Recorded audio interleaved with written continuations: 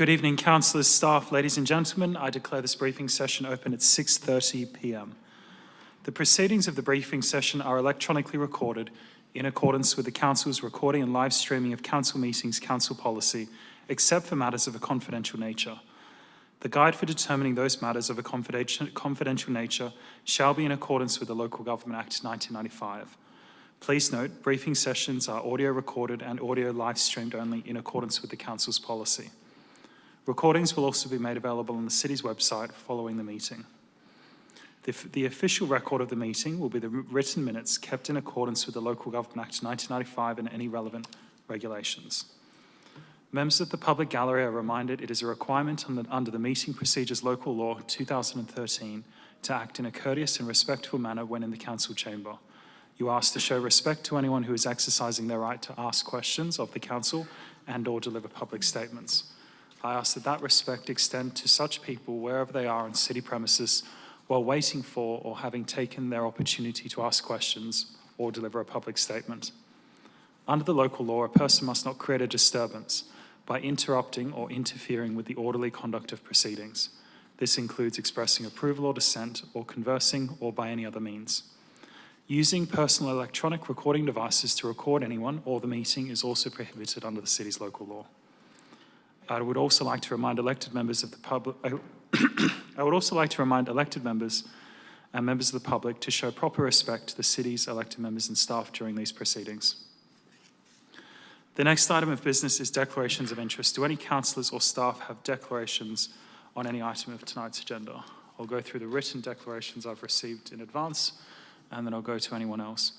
The first declaration I've received is from Councillor Fishwick. It is for item 1210, minutes of the AGM. It's an interest that may affect impartiality because Councillor Fishwick is Vice Patron of the Sorrento Surf Life Saving Club, yes. And 2, he is a Senior Assessor of Surf Life Saving WA. There's also a second interest that has been declared by Councillor Fishwick that he is a member and pennant player at the Sorrento Bowling Club for item 1216, Sorrento Bowling Club proposed sublease. Are there any other interests which elected members would like to declare for tonight's meeting? No? I have an interest that may affect impartiality for item 1212, which is the fox control and kangaroo management in Yellowgonga Regional Park.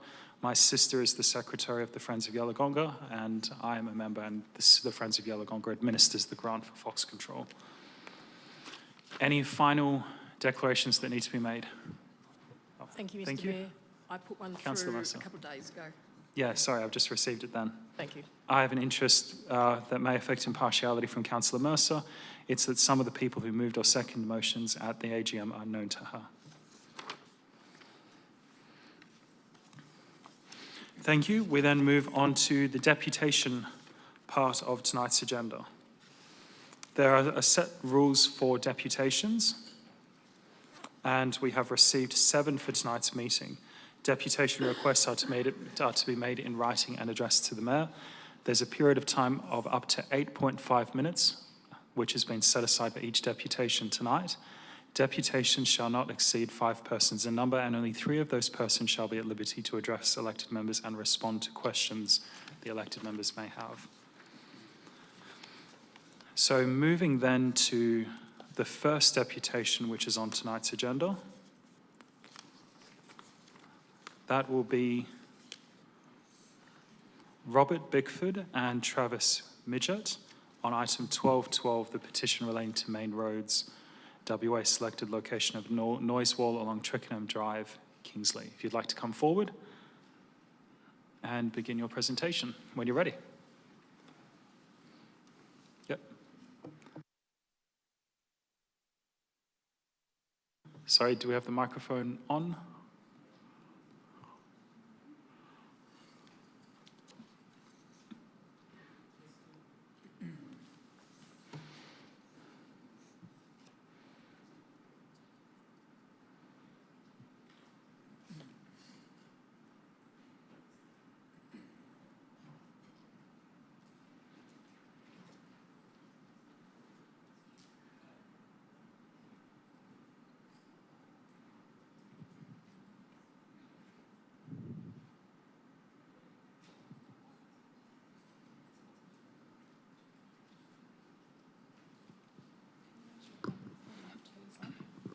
Testing, testing.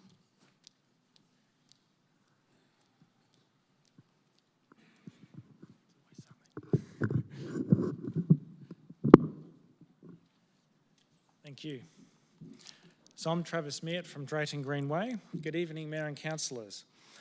I'd like to focus on one simple question regarding the Twickenham Drive noise wall. Was the final wall location justified based on the information available when the design decision was made? Tonight I will highlight several key points that raise questions about that decision. Next slide, please. An independent post-construction review was undertaken by SLR Consulting. The report states that the wall along Twickenham Drive, and I quote, sits in the lowest parts of the road reserve between the freeway and nearby residences, considered to be where it is acoustically least effective.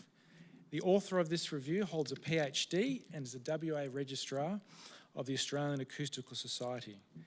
In practical terms, the independent review identifies that the wall has been installed in the least effective location for reducing freeway noise, which naturally raises the question, if the wall sits in the least effective position, how was that position chosen?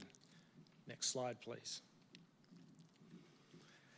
Early in the design process, engineering firm WSP proposed a wall on higher ground along Twickenham Drive, referred to as the top of ultimate bund option. This location allowed room for future widening, and Main Roads WA accepted this option. This information was obtained through a Freedom of Information request. Correspondence from the project director from Main Roads stated, building a noise wall on the existing bund or at a higher position was an option presented for noise mitigation. The same correspondence then stated that it was simply not the chosen option. Various different explanations have also been given for the final location, including engineering constraints. The local member conveyed to residents that the project had gone over budget and that building the wall on a higher ground would simply have been too expensive.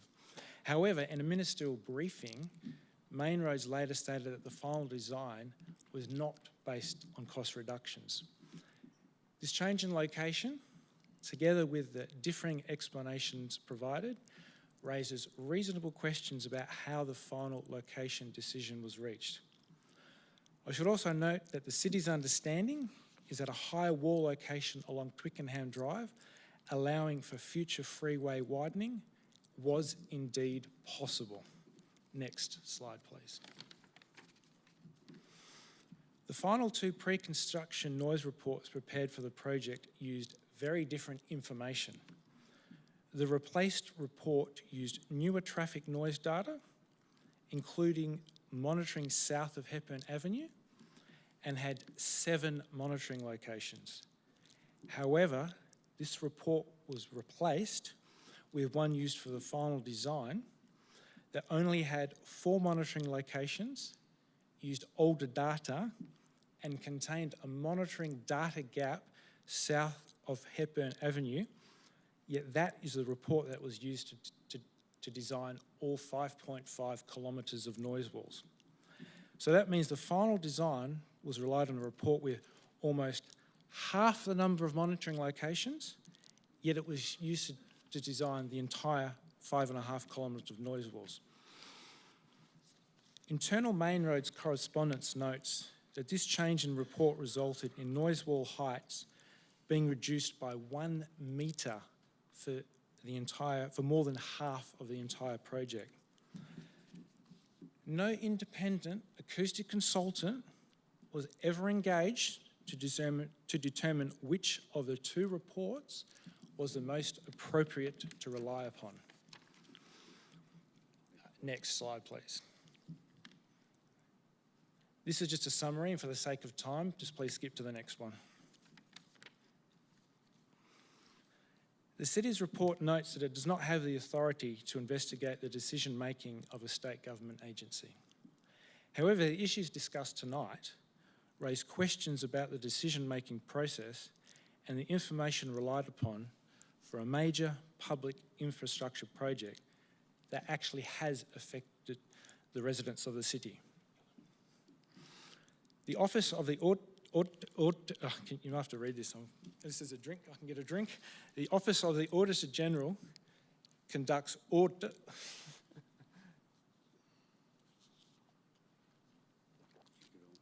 Apologies. The Office of the Auditor General conducts audits which assess the efficiency and effectiveness of public sector activities, including governance, which covers decision-making. The Auditor General's website notes that audit topics may also include suggestions from government. In that context, I respectfully request that Council consider writing to the Auditor General, requesting that the decision-making process behind the smart freeway noise wall design be considered as a future audit topic. This aim is to improve governance and the decision-making in future state infrastructure projects, and with the goal of delivering better outcomes for the city's residents. Thank you for your time. I'll hand over to Bob. Bob Bickford, also Drayton Greenway, Kingsley. Good evening, Mayor and Councillors. I'm the lead petitioner regarding the noise wall which was constructed alongside along Twickenham Drive in Kingsley. Last year, firstly, I'd like to thank the City of Joondalup for recognising the concerns raised by the petition. Last year, I personally visited homes along Twickenham Drive and surrounding streets to speak directly to residents about the project. From the 53 homes visited, we received 105 parties who signed and or supported the petition. What stood out most during these conversations was how strongly residents felt about what had occurred. Many people were frustrated and disillusioned not only by the final outcome, but by the feeling that the concerns of the people most affected had not been properly heard. Residents raised several concerns, which included loss of vegetation. Many residents said the vegetation that previously existed was far more appealing to look at, provided a better visual buffer to the freeway, and in their view was a far better overall noise buffer than the wall that is now in place. The second was the location and the visual impact of the wall. Many residents regard the wall as an eyesore and believe it has been placed in an inferior location. Had the wall been constructed on higher ground, this petition would never have happened, and you would never have heard from me on this issue. And many residents in Kingsley would be far happier today. The third concern by residents, particularly on Twickenham Drive, was that the wall reflects or magnifies the local street noise back into their homes. Residents also noted that the wall had been built higher ground, then there would have been more space for vegetation between the wall and the homes. Another strong theme from residents was the lack of consultation with local residents in our area. Many residents told me that they had written letters, sent emails, made phone calls to main roads raising concerns. Some said they received no response, while others were simply told the design had already been decided. I would like to acknowledge and thank the city officers for the work that had gone into the investigating the petition and preparing the report to Council tonight. The report notes that the city has limited role in relation to major state infrastructure projects such as this one, and I understand those limitations. However, the concerns raised by residents remain very real for the community living alongside the project. For many residents, the issue is not simply that a wall was built, it's whether the process that led to the final wall design gave a proper weight to the impacts on the surrounding neighbourhood, including visual amenity, vegetation loss, reflected noise and community exposures. Mr. Bickford, I'm you. sorry, but your time's expired. Thank you. Thank you. The next presentation is from Ms. Sue Boylan. If you'd like to come forward, and again, you have 8.5 minutes. Thank you.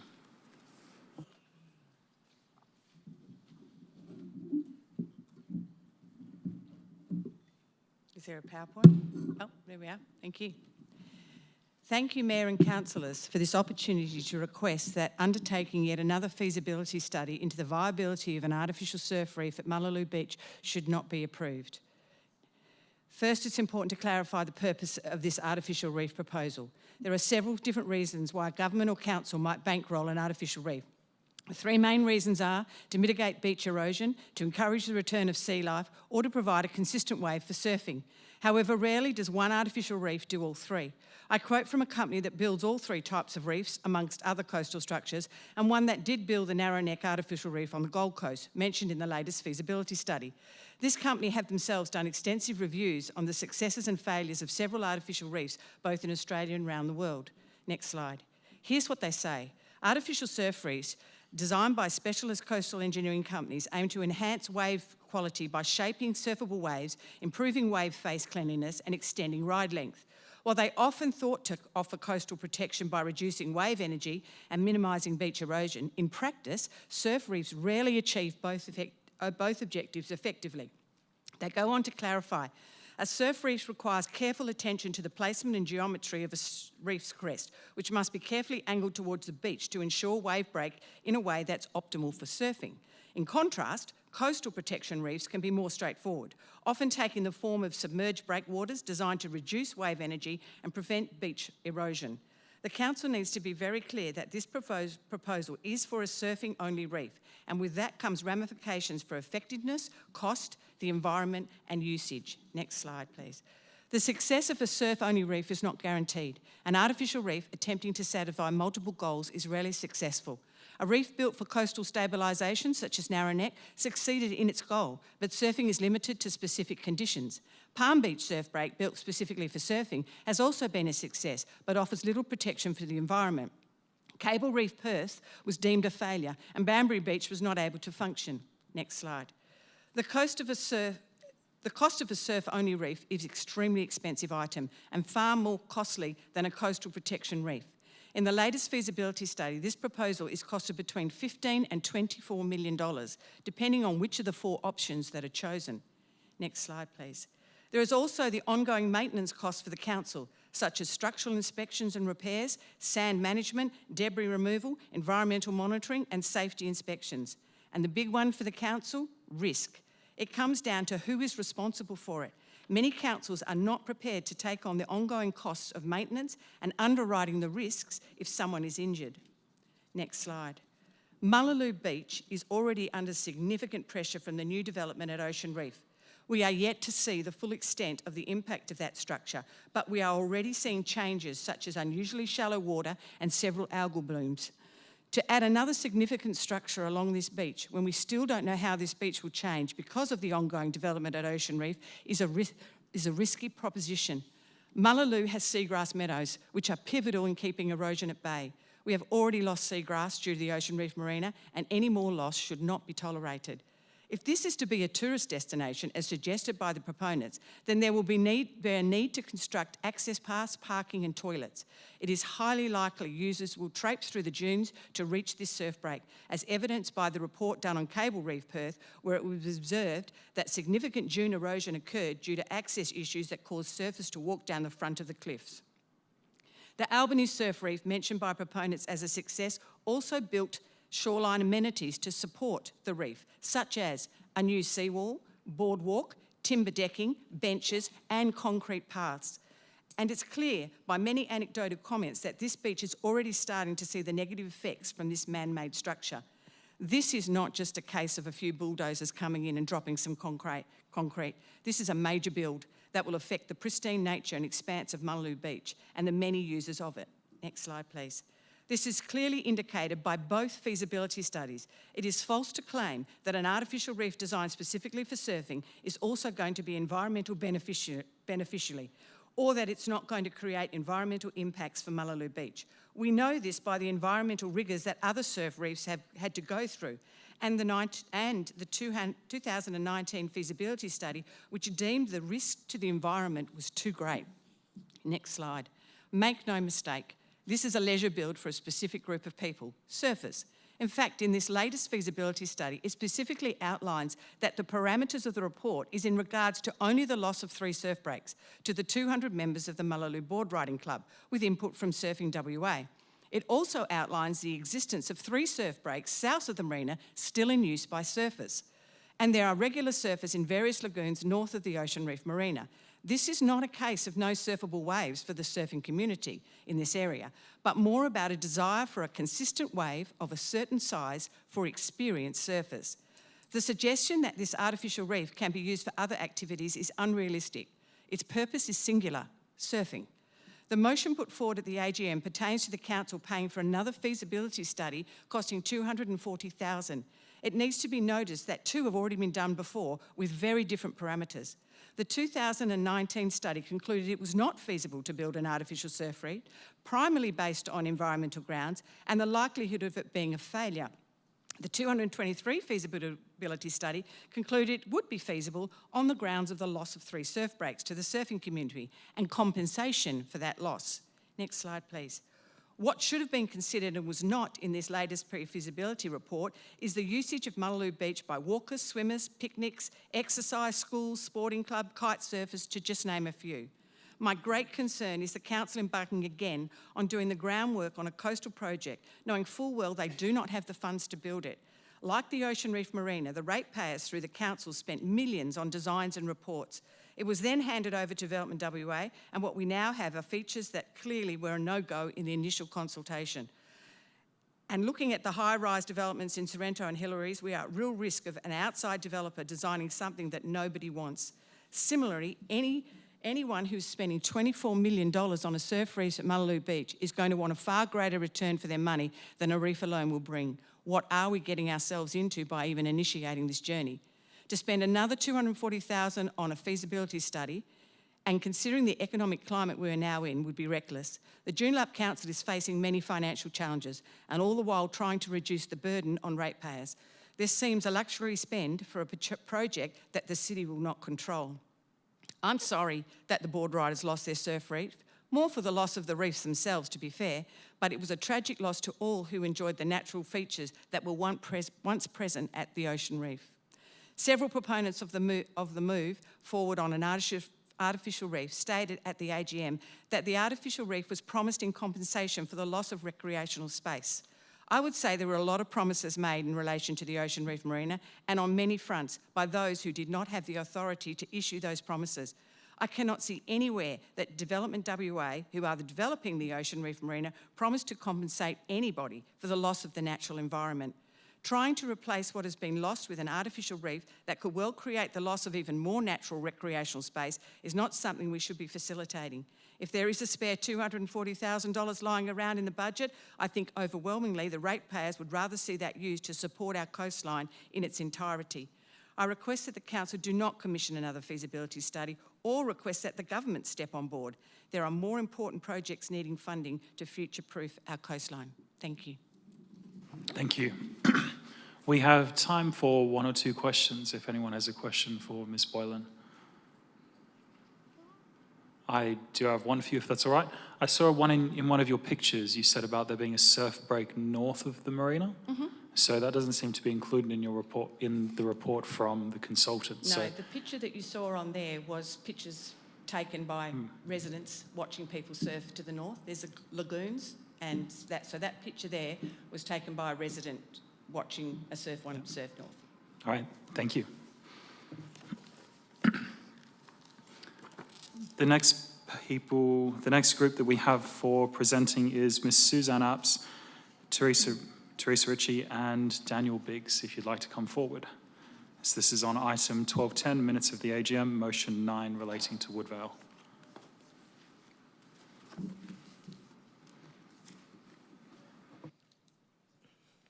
Next slide, please. Since 2022, the Woodvale community, particularly residents of Woodvale Drive, have raised concerns about the increasing overuse of their road as a rat run, the associated safety risks and the loss of amenity. The use of Woodvale Drive as a shortcut became more evident with the opening of the Ocean Reef overpass and the development of the East Wanneroo district. Residents considered presenting this motion earlier. However, with the lodgement of the Woodvale Corner development proposal, it was considered appropriate to wait till this matter was resolved. During the assessment process, it became even clearer that the traffic volumes were a huge problem, exceeding what is expected on a local road. At one stage, the ward councillors floated the idea of presenting a similar notice of motion, including the possible closure of Woodvale Drive as a through road. Due to the uncertainty of the surrounding Woodvale Corner proposal, the uncertainty of the outcome of the Woodvale Corner proposal, the matter did not proceed. Now, with the proposal refused, it is timely for the city to take a proactive approach in addressing the community's concern. I'll hand over to Teresa, a past councillor and a resident of Woodvale Drive, to explain more. Thank you, Suzanne. Good evening, everybody. I'm Teresa Ritchie. I live at 155 Woodvale Drive in Woodvale.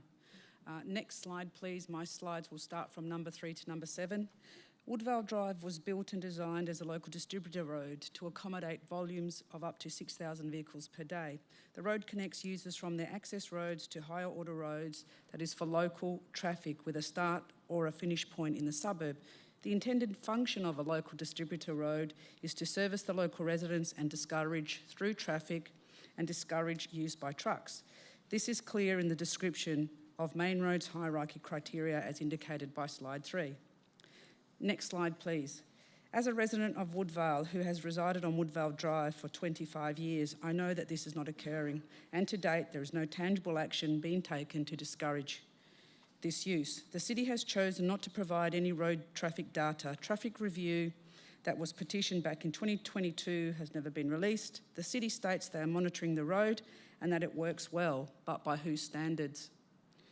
The residents of Woodvale do not accept this is working well, and we are the ones best placed to assess this as we live along the road. Where are the reports and monitoring data? As part of the Woodvale Development Corner development application, a traffic impact assessment was required. This was provided as part of the application process review, which concluded last year. Next slide, please. The traffic data from 2018, this is 8 years ago, has demonstrated that a lot of changes have happened along Woodvale Drive. Traffic data indicates that traffic from 4 years ago has seen an increase of traffic in 800 vehicles per day. This is above the hierarchy volumes of desired vehicle traffic per day of 6,000 vehicles. So this is an increase of 25%. This raises the question, what data is the city using to confirm Woodvale Drive is operating well? Anecdotally, we know that volumes have increased and will continue to increase. Main Roads completed a survey of Woodvale Drive and Wanneroo Road as part of the Ocean Reef Overpass in 2018. 5,765 vehicle movements. In 2024, this had increased to 8,163. This is a direct reflection of the through traffic attributed to the accessibility of Woodvale Drive due to the Ocean Reef Overpass. The overpass has done very little to divert the traffic away from Woodvale Drive. Next slide, please. Thank you. The additional traffic volumes are underpinned by the East Wanneroo District Structure Plan. This area is set to rival Joondalup with 150,000 residents. Many lots have already been built within the subdivision and more along the way. Just take a look at the map and clearly shows there are 3 choices of roads to this area that will take traffic west to the train stations and to the freeway. Ocean Reef Road, Whitfords Avenue, to avoid all traffic jams, and of course Woodvale Drive. Even the City of Wanneroo is calling this a rat race due to the increased traffic along Woodvale Drive from the surrounding suburbs, as noted in their responses in April 2025. The orange area marked Woodvale Drive. This is the cutting point.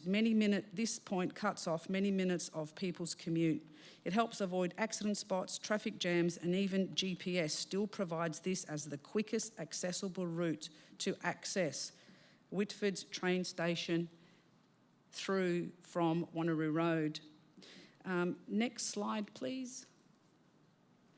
Here is the latest crash and casualty data ranking that this points to all of what we know as locals in the area. However, in more recent times and in the past 18 months, Woodvale Drive and Wanneroo Road have seen an increase.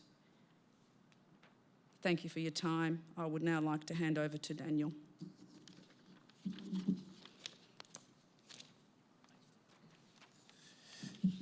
Good evening, councillors.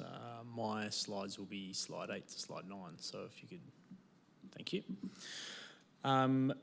As a long-time resident of Woodvale Drive, I want to share what daily life is really like here. Every morning at 4:30 a.m, I am awoken to motorcycles roaring past at excessive speeds. When I leave for work, I often wait up to 4 minutes just to reverse out of my driveway safely. My wife faces the same struggle during school drop-offs, making split-second decisions to avoid fast-moving vehicles and heavy traffic volumes. We constantly see tailgating, dangerous overtaking on the dogleg and straight sections of the road, and vehicles mounting curbs and clipping roundabouts just to get by traffic that's stopped. Young children and many students risk their lives crossing amid east and westbound cars. Our front yards are regularly littered with fast food rubbish flung from passing vehicles. Potholes are worsening from heavy trucks and traffic. Queues build at Trappers Drive and Wanneroo Road, delaying everything from kids' activities to simple errands. People treat our residential street like a rat run during commutes. They don't see or care about the neighbours, they just want to get through. Recently, a speeding car veered off at Fallbrook, smashing into 2 parked vehicles. Minutes earlier, the owners had been unloading groceries. That family, long-time residents of Woodvale, who invested heavily in their home, chose to sell and move, but not everyone can do that. If you can just switch to the next slide, please. With future developments, as mentioned, in East Wanneroo adding more homes and new land releases along Woodvale Drive, traffic will only grow. Will it devalue our properties compared to quieter Woodvale streets? How much longer will we wait to exit our driveways? How many more crashes will show up in reports, and will young children be fatally struck by a vehicle? Widening the road, as the City of Wanneroo has previously stated as an outcome, though notably was not emphasised in their recent response, won't fix this for residents. It risks more adverse impacts, huge costs, and months of disruptive works that will worsen congestion along the road. The city must prioritise ratepayers and their safety first. Please take proactive steps now to discourage Woodvale Drive being used as a shortcut before things get worse. Thank you. Thank you. Thank you for your presentation. The next person who's applied for a deputation is Lorraine Schroeder. If you'd like to come forward. Thank you. Good evening, Mayor and councillors. Next slide, please. Next slide. Thank you. The intended purpose for signage, as per my motion, was only ever about public safety. Safety is the driving force behind my motion, and to that end, it falls to the City of Joondalup to consider the various measures it may take by which it is able to ensure the safety of its park users on all the grassed areas, both at Mirror, Ocean Reef and Sir James McCusker, Aluka. As per my motion, this deputation asks for standalone signage to be erected at strategic points at Mirror and Sir James McCusker parks, prohibiting e-ridables, that is, e-scooters and e-bikes, on grassed areas in both parks. I refer to paragraph 1 of the officer's comment and thank you for acknowledging the city's concerns regarding antisocial behaviour and the use of e-ridables, which can affect the safety and amenity of other park users. Next slide, please. In a letter I received from the City of Joondalup dated 27 January 2026, in response to my letter to the City dated 15 January 2026, I was informed the City prohibits the use of e-ridables in parks and on grassed areas. Quite frankly, I was shocked, as I had no idea that this was council policy, and I would hazard a guess that those who frequent Mirror and Sir James McCusker parks on a regular basis would have a similar reaction. Furthermore, as is stated here, the City in fact prohibits the use of e-ridables in its parks. Next slide, please. On Tuesday, 24 February 2026, Laura Brandt, the seconder to my motion, was the victim of a shock confrontation at Sir James McCusker. While walking her dog, Laura was suddenly and unexpectedly accosted. That is to say, she was aggressively and in an intimidatory manner confronted by 3 high school-aged students on their e-ridables. Laura was not able to be here tonight, so bear with me while I describe this nasty shock encounter via the video clip she sent me. And I quote, I had just come up this pathway with my dog, and as I came up to this point in the pathway to turn right, 3 high school-aged students came at me from behind and positioned themselves, one on the left and one on the right, and the one behind me slammed on brakes and skidded. They then tore off across the dirt patch on their e-bikes, as you'll see in the slide there, then continued riding on the grassed area and along to where they disappeared. I just stood on the pathway here, recovering from the fright it gave, while trying to process what had just happened to me. My unfortunate experience. On Tuesday afternoon, 30 December 2025, around 5 o'clock, I was sitting just in front of the children's play area at Mirror Park when suddenly, from nowhere, came this one almighty shriek from right behind me. Needless to say that it gave me such a shock that I swung around to see what was happening. 2 high school-aged students, one on an e-bike and the other an e-scooter, sat themselves a few metres away from where I was sitting. I took photos of both boys and their e-ridables whilst they hung around. After unsuccessfully remonstrating with them, I returned to my chair and simply ignored them.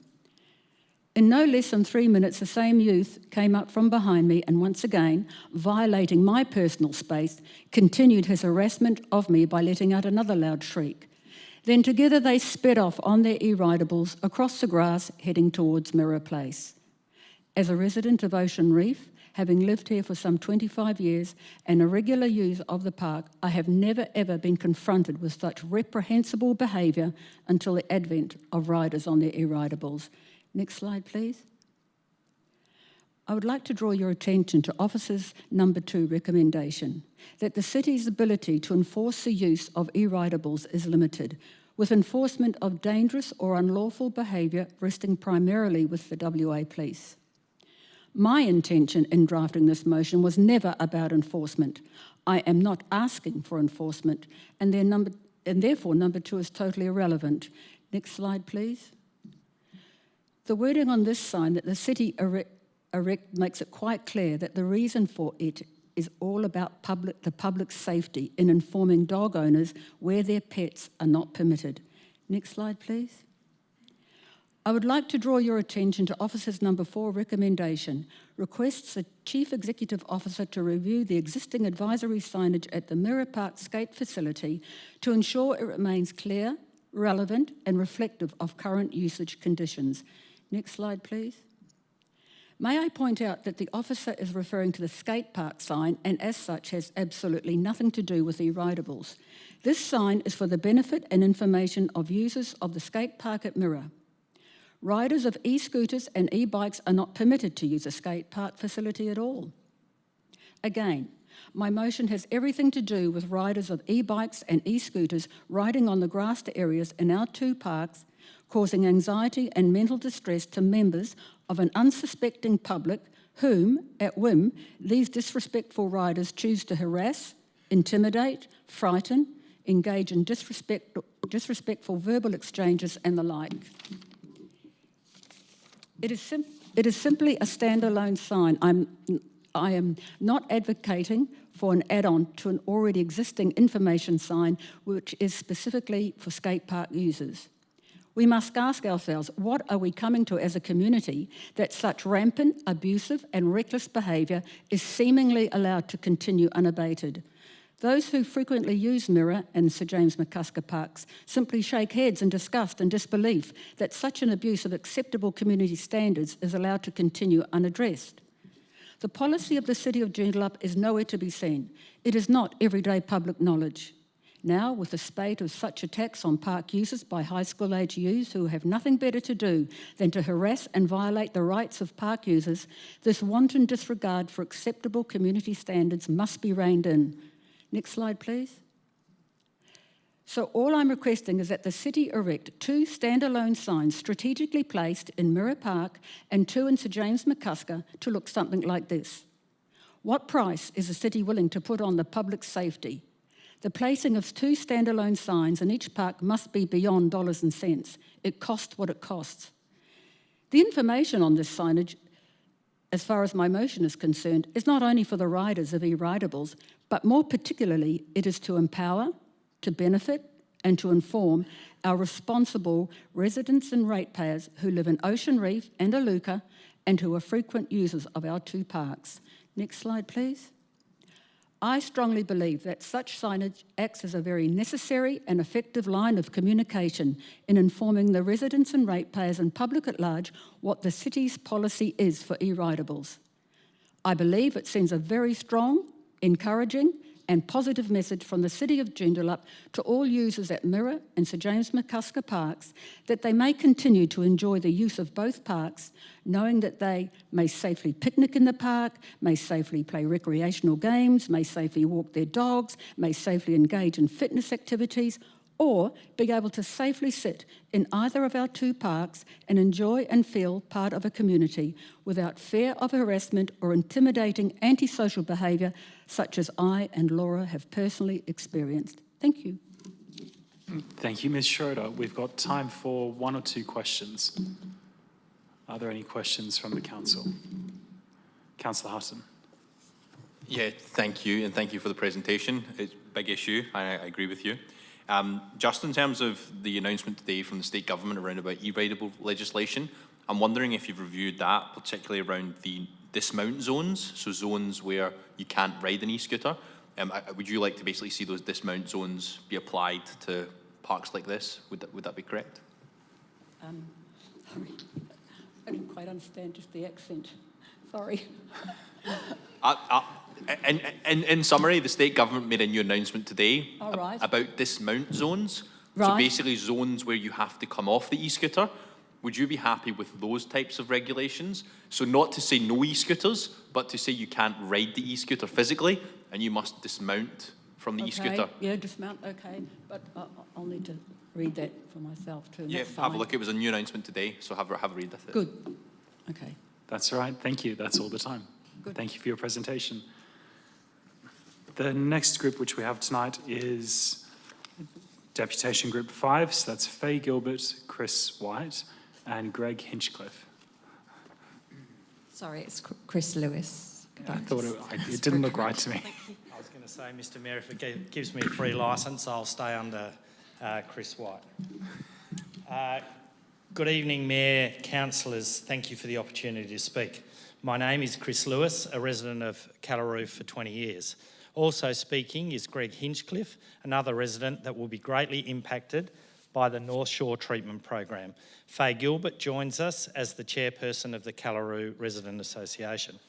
As a resident of the area and following a petition requesting transparency and engagement and the recent community support for an alternate motion at the electors' AGM, we confidently speak on behalf of the Callaroo community that has concerns about the proposed road design and its impact on the wider Callaroo community. It is clear that council must listen and act on those concerns of the community. Next slide, please. The North Shore Drive treatment project is due to commence construction in a few months. However, we believe it's still in the design phase. What happens here will influence the treatment of the remainder of North Shore Drive. We acknowledge the officer's recommendation in response to our AGM motion to investigate an option to reduce the median width without compromising on the safety outcomes. However, we feel that in order to address the width of the median, the entire proposal requires interrogation and redesign. Next slide, please.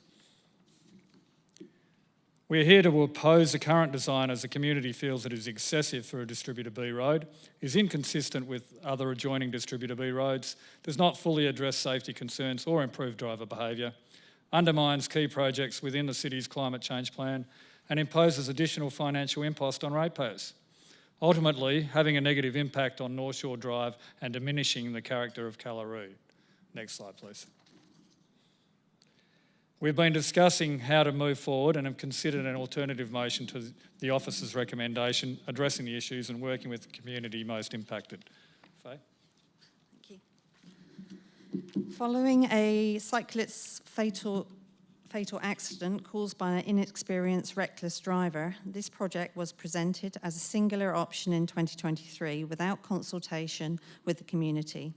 In a recent written response, the City confirmed that it did not undertake costings for alternative designs, so this is unknown.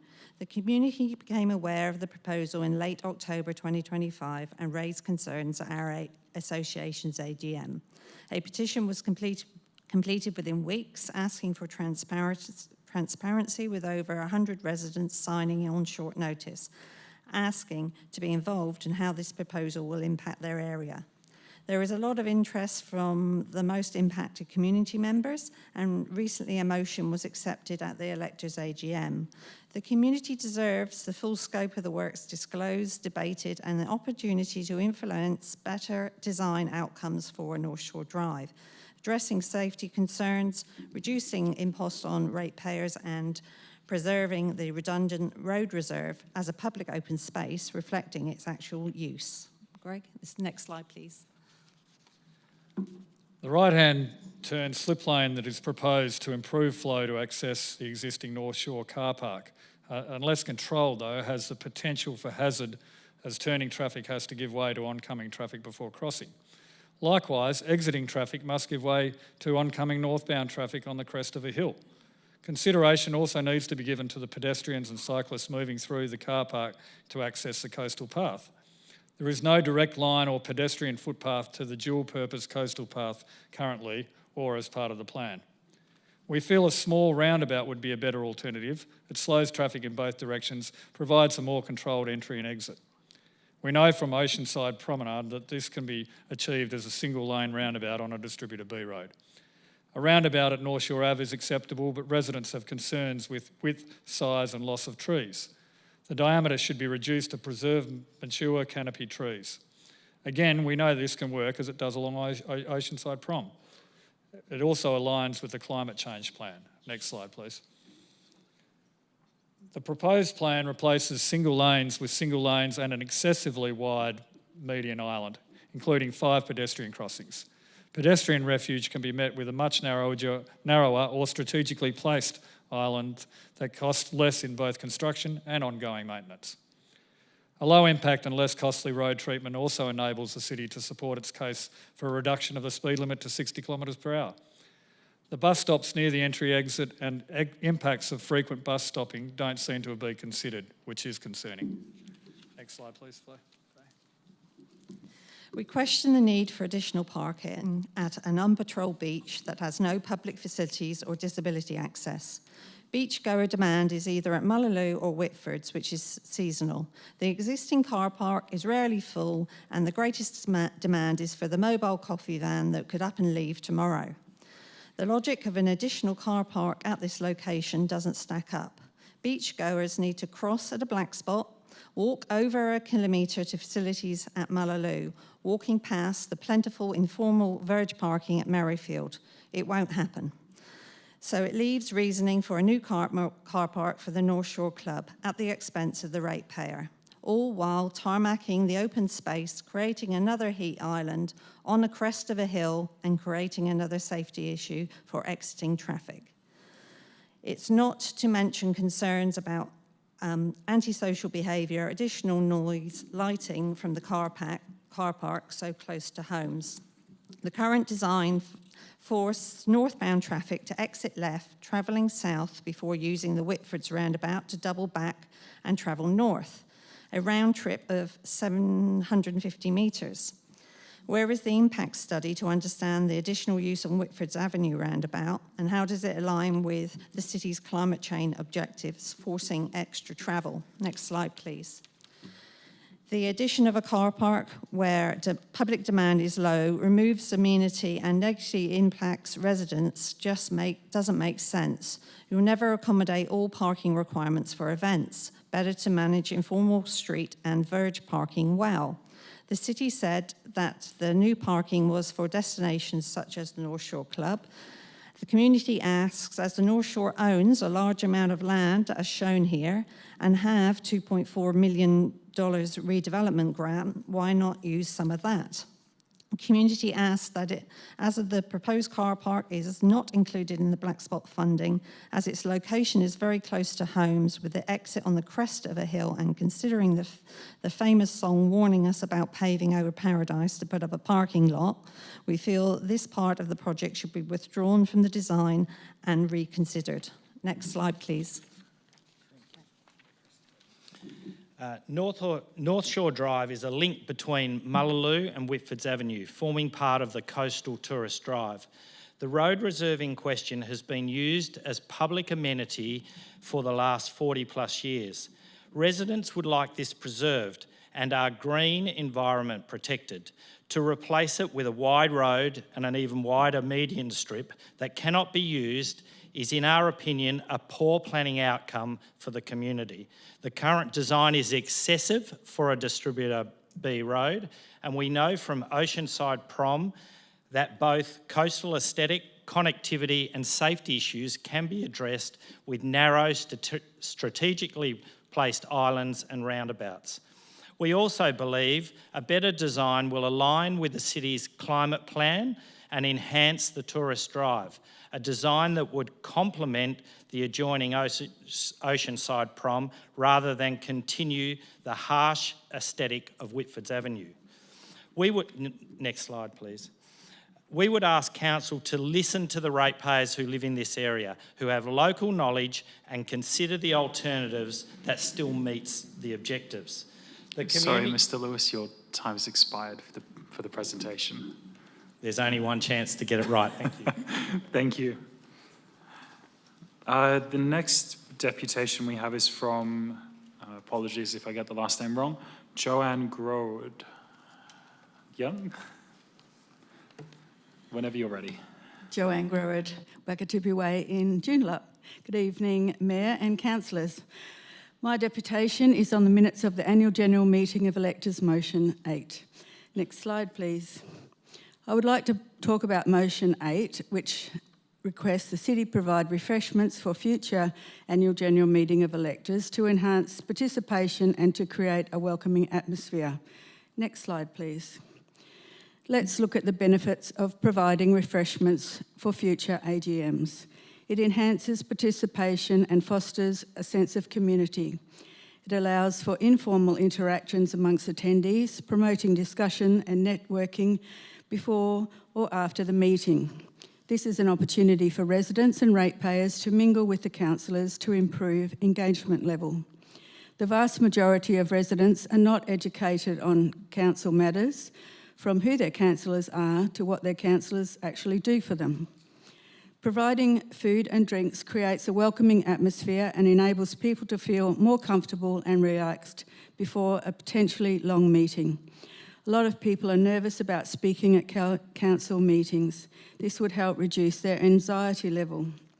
Sharing food and drinks can enhance the sense of community and belonging among residents, reinforcing the importance of local governance. Next slide, please. We also need to address the reasons against the provision of refreshments at AGMs. Let's look at all the officers for comments. Number one, the City currently provides access to drinking water for the Annual General Meeting of Electors. Can we imagine councillors and residents congregating by the water station networking? I must say that would be most unusual. A water station is a good tool for hydration. It does not take the place of provision of refreshments.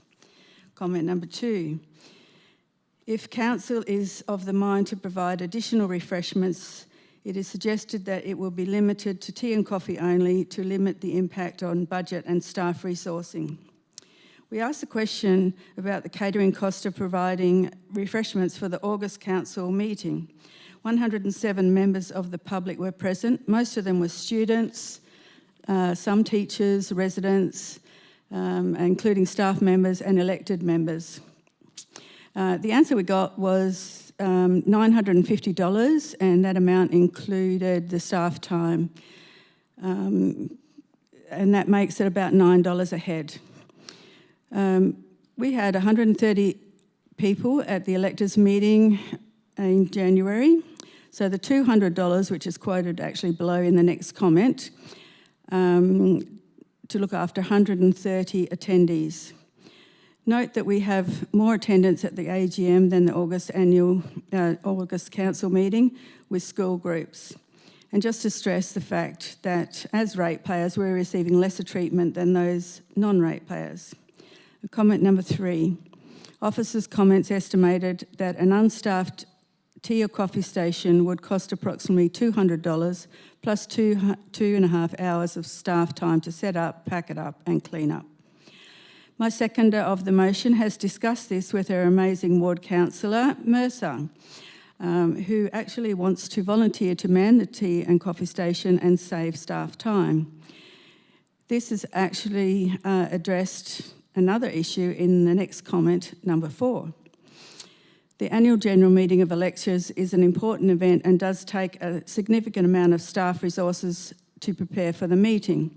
Council must be mindful that adding additional requirements will have an impact on staff who prepare for these meetings.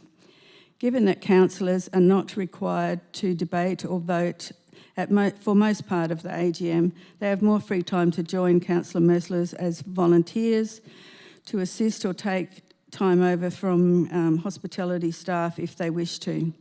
We must explore all options to save staff time and to honour the fact that ratepayers deserve better treatment at our most important meeting of the year.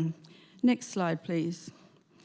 After analysing the advantages and address all of the officers' comments, I think we should at least provide tea and coffee for the next annual general meeting of electors at a minimum, in the effort to encourage as many people as possible to take more interest in the local council. I support refreshments to be provided at future general meeting of electors. Thank you very much. Thank you. Are there any questions for our presenter tonight? In that case, thank you for your presentation. The last deputation for this evening is from Ms. Michelle Kwok for item 1210 as well, and for motion 3. Good evening, Mayor, Councillors. My deputation is on item 12.10, report on AGM motions. Next, please.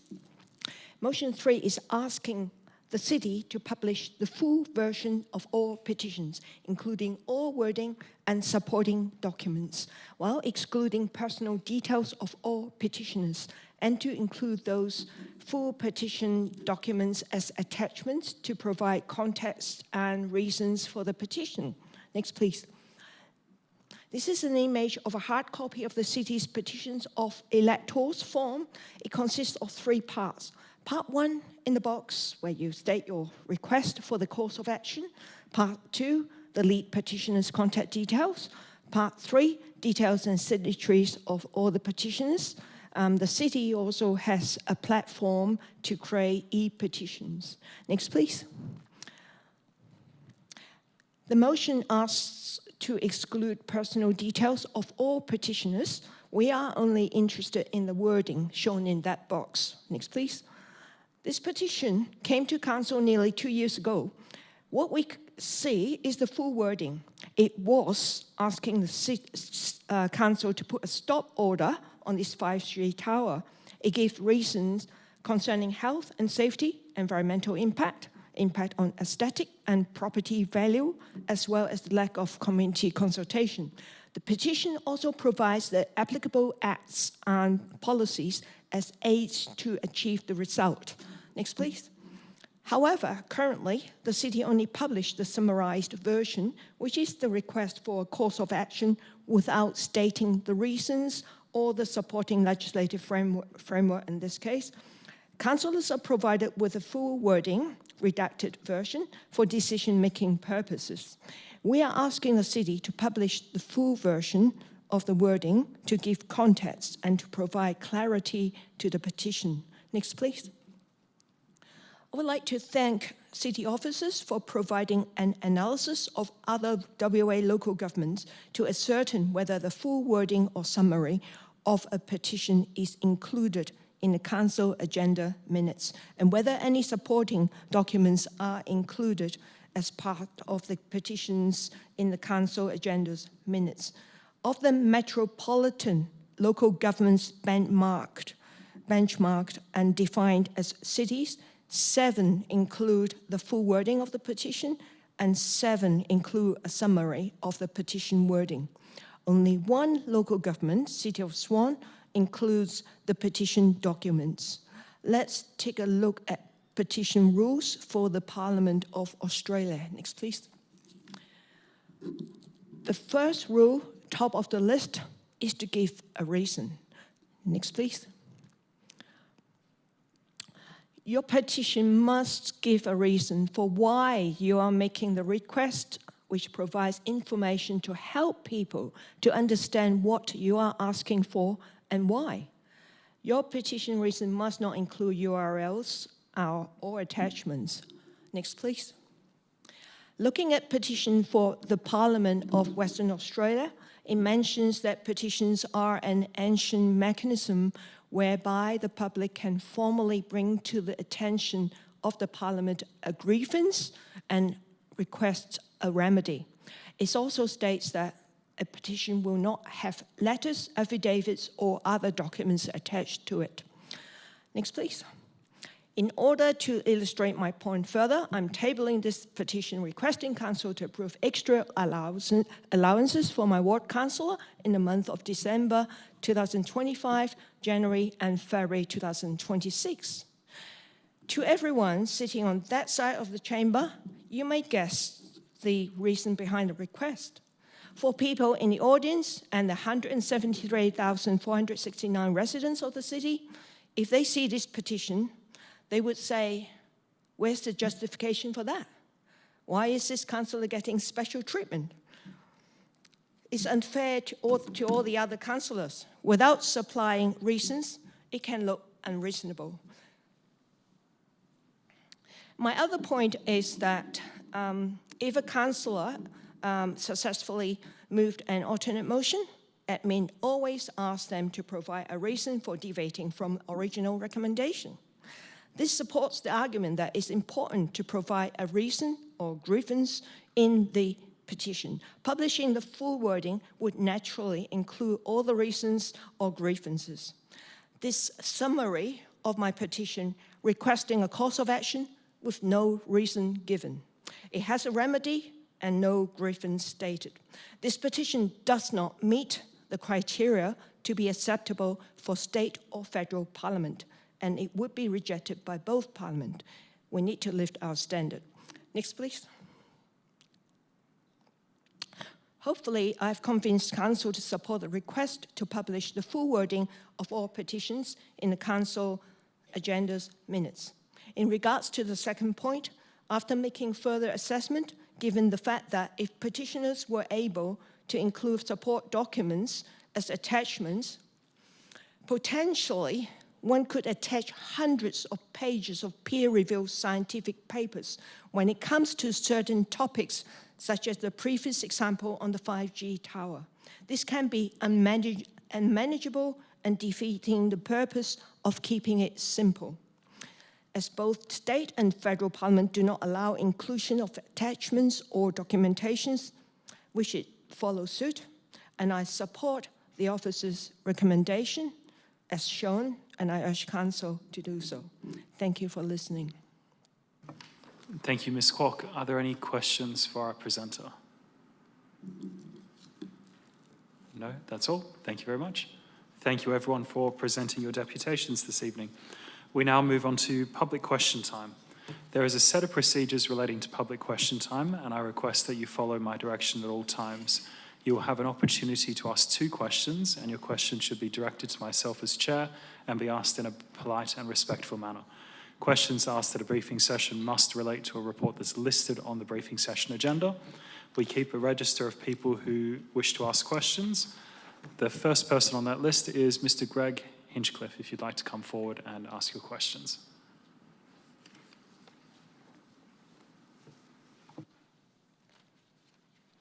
Thank you, Mayor. With respect to the proposed North Shore Drive works, is the Director of Infrastructure Services willing to meet with concerned residents so that we can discuss options with the understanding of all parties' points of view, and so that collective intelligence may arrive at the best outcome. Thank you for your question. Director Claassen.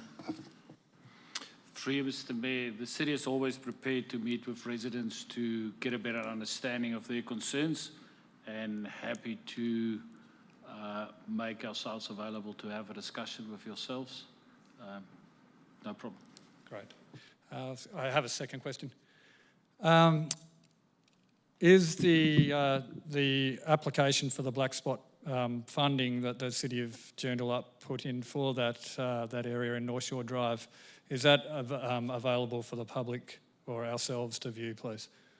Thank you for your question. Director Claassen. Through you, Mr. Mayor, I will need to take that question on notice, as that's something that we submitted to an external funding body, and that is electronically submitted to the funding body. So the application as such is an electronic document online. As such, I cannot confirm that, but I'll take it on notice and provide a response in writing. Thank you very much. Thank you. Is there anyone from the public gallery who wishes to ask a question? Yes, Ms. Kwok.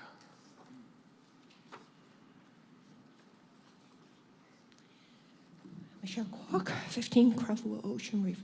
The question relating to the officer's comment on motion 8 of item 12.10.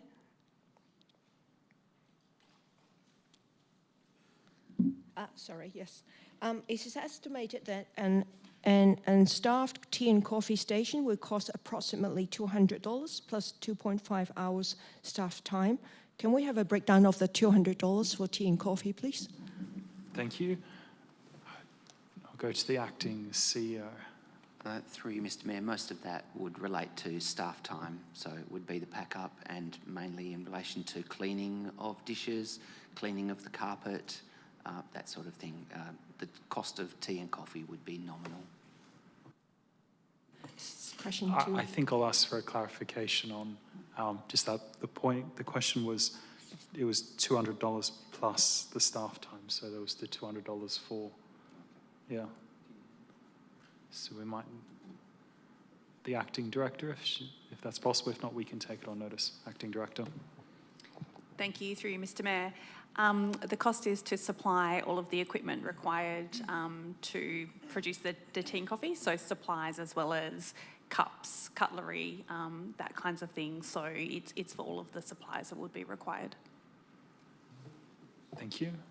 Okay, thank you. Is there a second question? No? Thank you.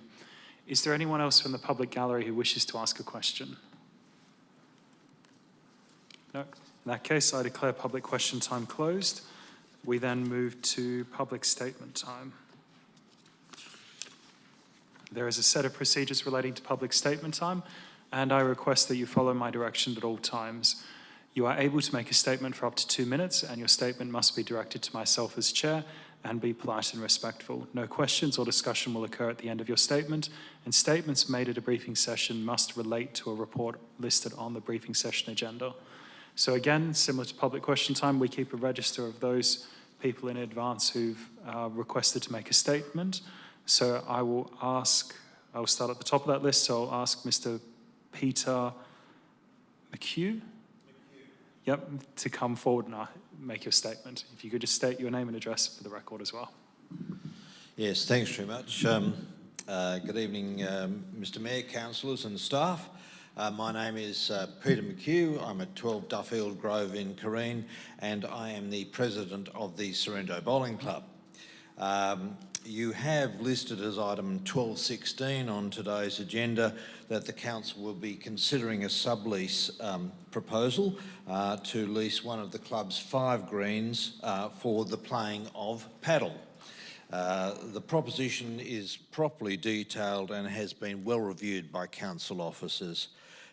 For those of you who may not know, paddle is a mix of tennis and squash, and it's advancing hugely across the world and in Australia. Great demand for it. The club is putting forward this proposal because of the significant income it will produce for the club in sublease rental, relieving financial pressure on the club, and I note that the council itself will receive 25% of that income. Greater use of club facilities, and a much larger group of people of all different ages seeing bowls close up, and the prospect that they might take up bowls and at some point and expand the club as well. I note that the proposed paddle operator will pay all of the costs of the installation and the maintenance. From the council's perspective, the proposition ticks a number of boxes.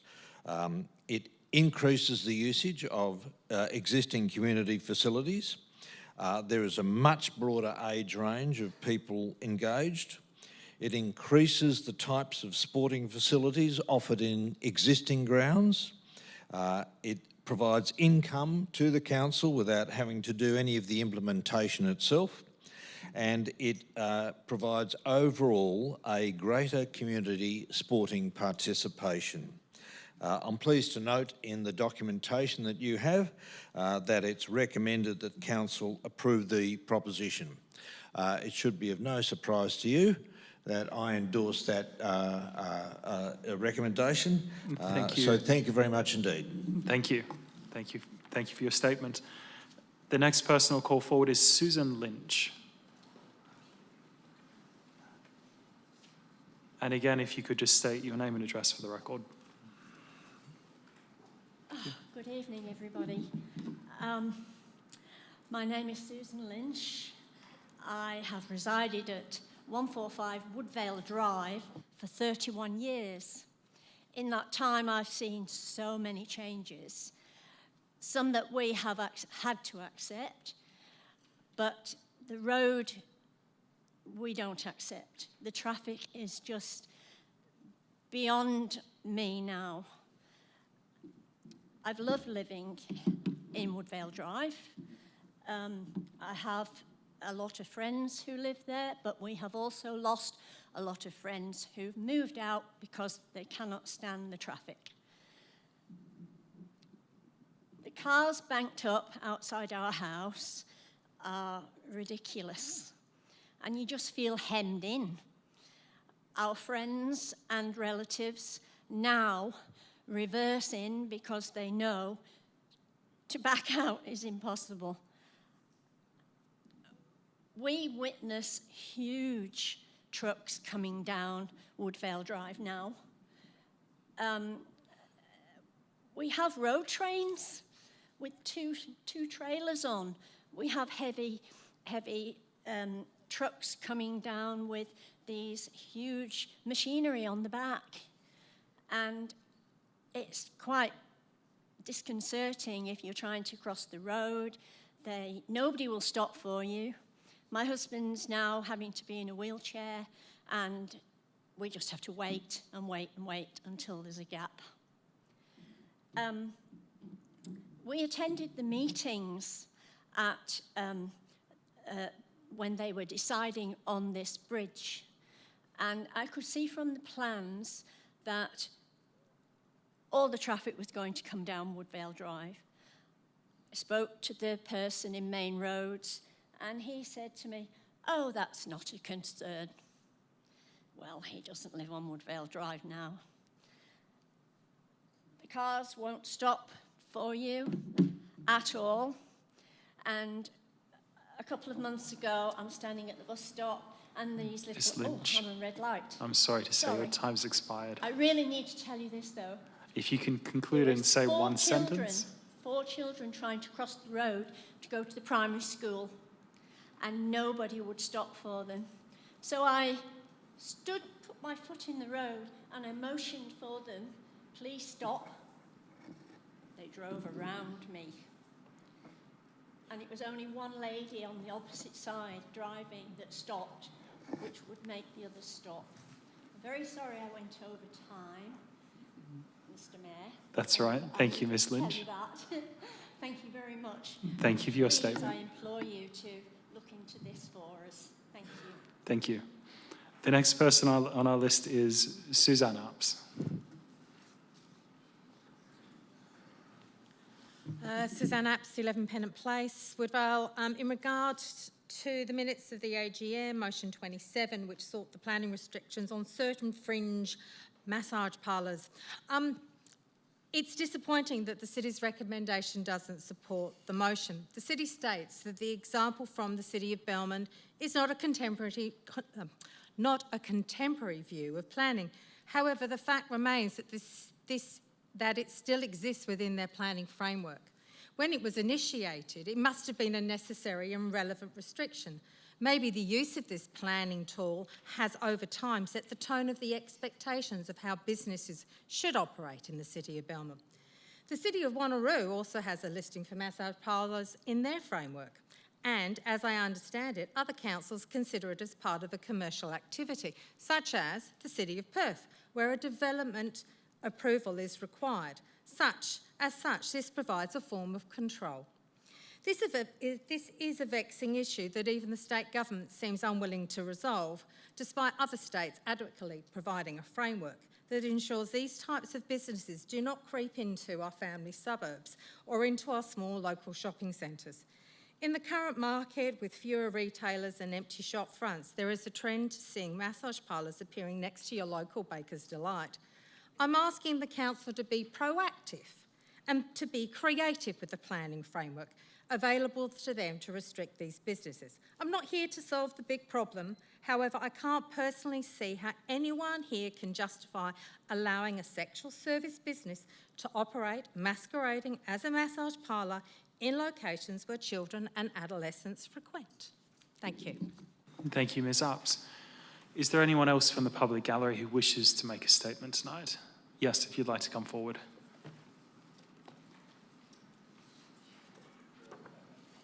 Joanne Grower, Wakatipi Way, Joondalup. I just want to do a back to basics statement because it's very annoying at the moment. The amount of rubbish around Joondalup. You know. Sorry. We have to relate it to an item that's on tonight's agenda. Oh, I'm sorry. Yeah. So, yep, Mr. Lewis.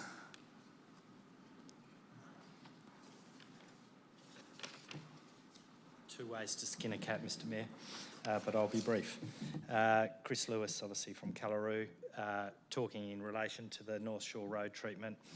Simply to finalise what I was saying earlier, we ask Council to listen to your ratepayers who live in the area, who have local knowledge, and consider the alternatives that still meet the objectives. The community are opposed to the current design as it believes it is excessive, fails to fully address safety issues or improve driver behaviour, and does not align with actual demand or environmental protection strategies, and removes significant public amenity. Ultimately, this design will negatively impact and diminish Callaroo's character. As I said earlier, there's only one chance to get it right. Thanks, Mr. Mayor.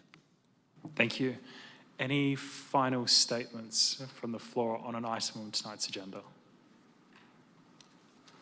No, in that case, I declare public statement time closed. The next item is apologies and leaves of absence. I haven't received any apologies for tonight's meeting. Does anyone wish to request a leave of absence for the council meeting this month? Deputy Mayor. Thank you, Mr. Mayor. 28th to the 30th of April, please. Is there anyone else who wishes to request the leave of absence? No? Thank you. The next item is confirmation of minutes, which we dealt with at the ordinary council meeting held on the 24th of March. There's no announcements from the presiding member tonight as at its briefing session. We then move to identification of matters for which the meeting may be closed to the public. There are two items which may be heard behind closed doors, which are items 12.5, which is the status of legal actions report, and item 13.2.1, the status update for Project Axiom. Do any elected members wish to address or ask questions on these confidential reports this evening? No? Thank you. We then move to petitions. The city has received one new petition as follows. It's a petition in relation to dog management at Sir James McCusker Park, requesting the city to improve safety and hygiene at that park in Iluka. Are there any other petitions which elected members wish to present at this month's council meeting? No? In that case, that brings us to the reports section of tonight's agenda. There are no presentations on any of the reports for tonight, so what we will do is we'll bring forward the reports in which there's been discussions on.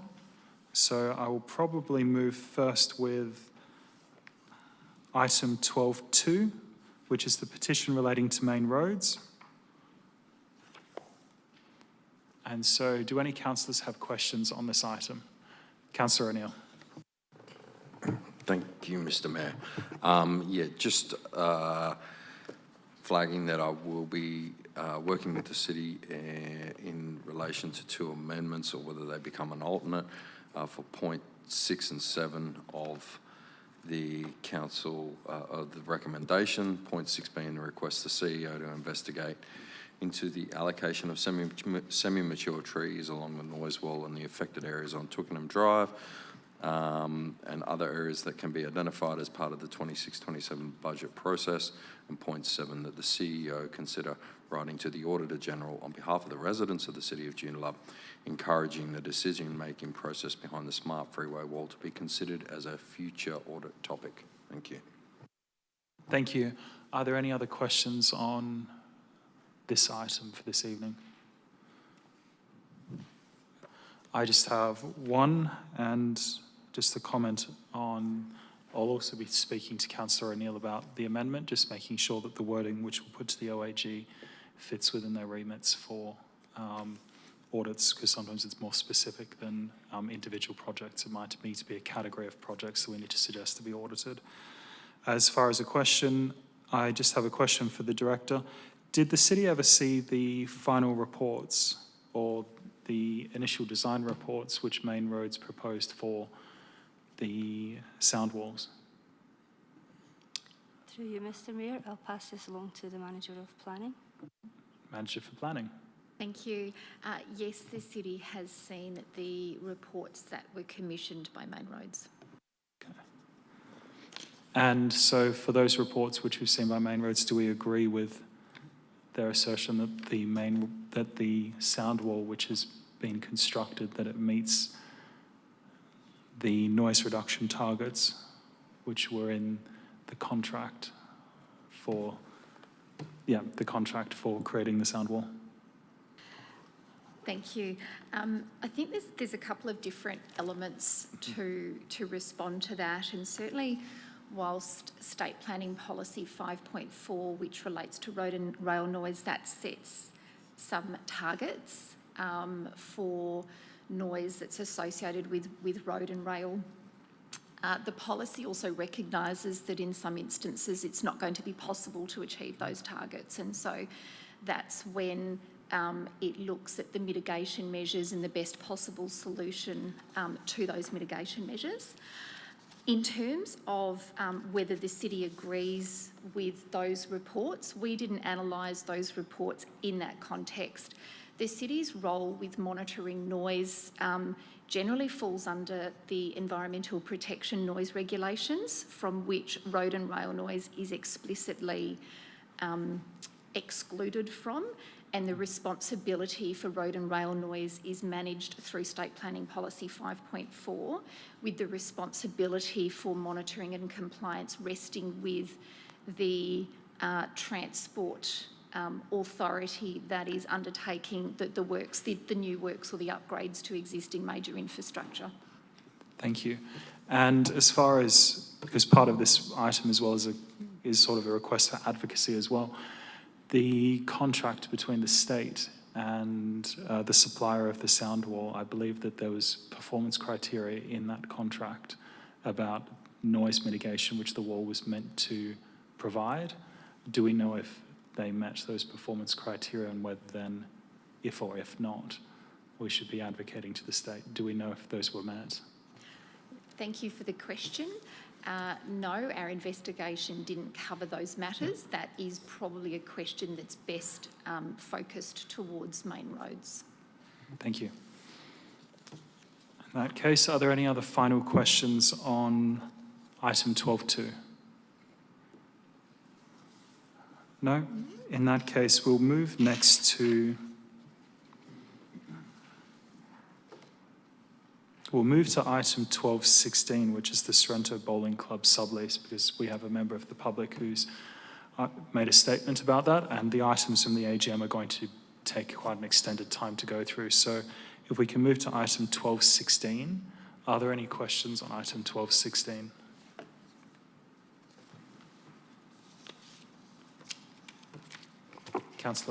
Deputy Mayor. Thank you, Mr Mayor. Just curious, in terms of a make good on this sublease, should there be an issue with that organisation, where would that likely fall? Would it be upon Sorrento Bowling Club, or would the city potentially wear something there? Thank you. Director Claassen. Through you, Mr Mayor, as this is a sublease with the Sorrento Bowling Club, if there's failures on behalf of the sublessee, the lessee, which is the Sorrento Bowling Club, need to make good as they've got a lease with the city. Thank you. Deputy Mayor. Thank you. So if that sublease was in place for 10 plus years and the organisation failed and that building they put in was left to fall into disrepair for that period of time, because the make good wouldn't need to be done until the end of that sublease, does the city then have any obligation of potential injuries or people hurting themselves on that old building? Just trying to cover off on the potential issues that may happen. Thank you. Deputy Mayor. Director Claassen.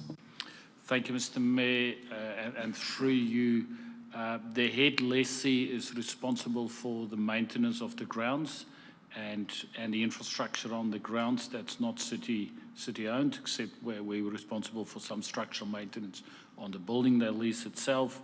So that will fall on the head lessee. There is a make good provision in the sublease, as alluded to in the report, at the end of the sublease period.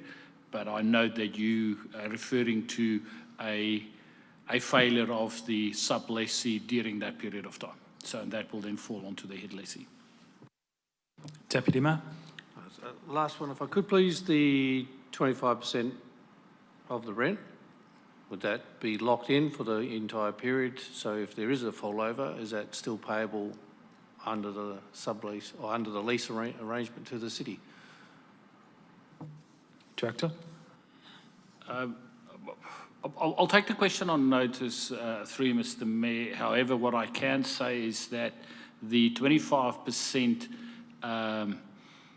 provision for the city is when there is an income from the head lessee.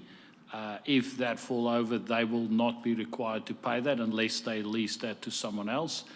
We need to look at that provisions, although they will have the risk of the make good provision under the head lessee. But we'll take it on notice and just make it very clear in response on the briefing pack. Thank you. Any further questions? Councillor Pizzi. Thank you. Yes, through you. Just to confirm, can the city confirm the implementation of the courts and the maintenance will be by responsibility of the Bowls Club? Director Claassen. Through you, Mr Mayor, the responsibility for the construction and the installation of the courts will be the responsibility of the sublessee. So paddle player, whatever the company is called, in their sublease with the club, that will be their responsibility for the construction. Councillor Pizzi. And if my memory serves correct, I think the city did give money for refurbishment of some of the bowls areas recently, or in the last few years. Will those areas be affected by this? Director Claassen. Through you, Mr Mayor, a very good question, Councillor Pizzi. That's one of the questions that as staff we looked at as well. The proposed green that they proposing to convert was not one of those areas that's recently been upgraded. Okay. Yep. Councillor Pizzi. And has the parking been looked at in regards to this, and if that will be affected by the new people coming to the club. Director Claassen.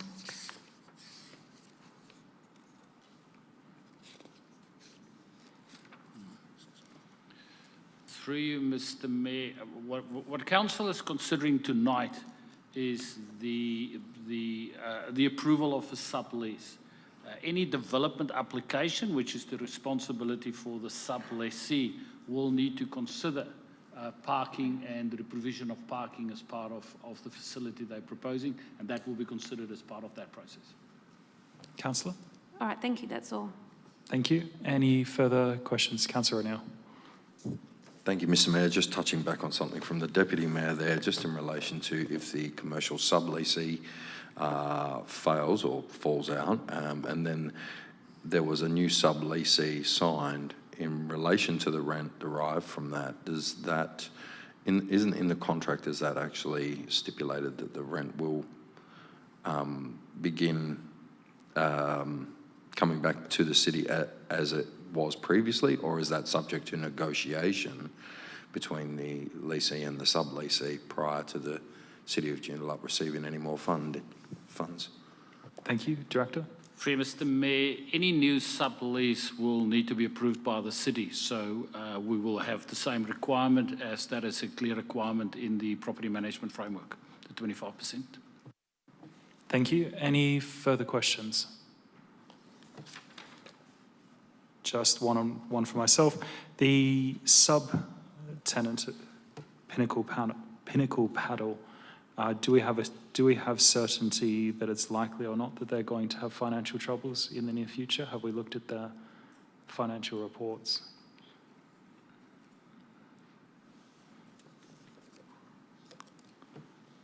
Yep. Thank you, Mr. Mayor. Good question. We've had some initial reviews of their financial position prior to recommending the sublease to council.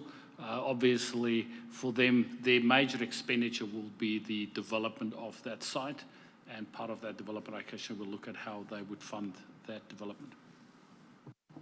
Thank you. Are there any further questions? Thank you. That concludes this item. So we'll then move back in the agenda, and we will start at item 1.1, and then we'll work our way through the agenda. So starting with item 1.1, are there any questions on that item? Sorry, 12.1. Are there any questions on that item? Councillor Chester. Yes, thank you, Mr. Mayor. I noticed in the attachments to tonight's agenda there are, in fact, 3 applications for unhosted short-term rental. The question relates to, I guess I'm asking whether the city has yet formulated a policy to deal with the likely complaints that are going to be related to these types of developments. Thank you. Thank you. We'll go to the Director for Planning. Hi, through you, Mr. Mayor, I'll pass this question to the Manager of Planning. Thank you. To the Manager for Planning. Thank you. Through you, Mr. Mayor. Councillor Chester, you may recall towards the end of last year, Council considered a scheme amendment and some amendments to our existing local planning policy that relates to short-term rental accommodation. And those amendments primarily related to some changes to the state planning framework that local governments all needed to implement. And so those changes are in place. As part of that process, we also confirmed with Council that through the local planning strategy review, we would actually be looking at potentially setting some locational criteria for short-term rental accommodation. And as part of that process, that actually involves some investigation in terms to the need and demand and locations. And so that's work that's currently underway. Yes, thank you for that clarity. Sorry about that. Yes, I believe we've sidestepped the issue pretty much by confining those developments in areas that are potentially not going to be a problem. Thank you for the clarity. Thank you. Are there any other questions on this item on 12.1? Sorry, Deputy Mayor. Thank you, Mr Mayor. Just a quick follow-up question. So just confirming these, if they're short-term rental accommodations applications, these are intended to be more than 90 days per year usage? Yes, thank you. Through you, Mr Mayor. Yes, under the state regulations, anything that's for more than 90 nights per year requires development approval. Any final questions on this item? Oh, sorry, Deputy Mayor. Thank you. Quick one. In terms of the page 6, the termination of strata plan on Grey Road, Padbury, and then the rejection or not support for the additional residential lot. Can you have any further information on that one, please? Thank you. Manager for Planning. Thank you. Through you, Mr Mayor. So the termination of the strata plan related to, I guess, the historical way that the lot tenure was defined, and so it's 3 lots that were on a strata plan, and so in essence the city doesn't object to that strata plan being dissolved. In relation to the the subdivision application that was proposing to create 4 lots out of the lot that then would have resulted from the dissolution of the strata plan, and the city did not support that on the basis that in the context of the development that's on site already, there was insufficient information with the application to demonstrate that it satisfied the relevant requirements of the residential design codes. Thank you. Any final questions on this item? I'm just going to ask the council the same question which I asked earlier in tonight's meeting, is does anyone have any questions on item 12.5 and items 13.2.1? So that's Project Axiom and the status of legal actions report, because if not, we can send some of those staff members home rather than leaving them wait to the end of the night. So no one indicated that there were questions before, just confirming. Thank you.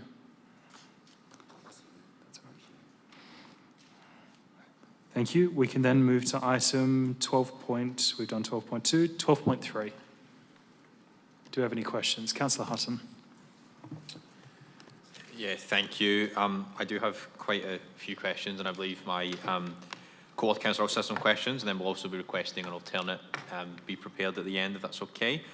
I'll start with the first question.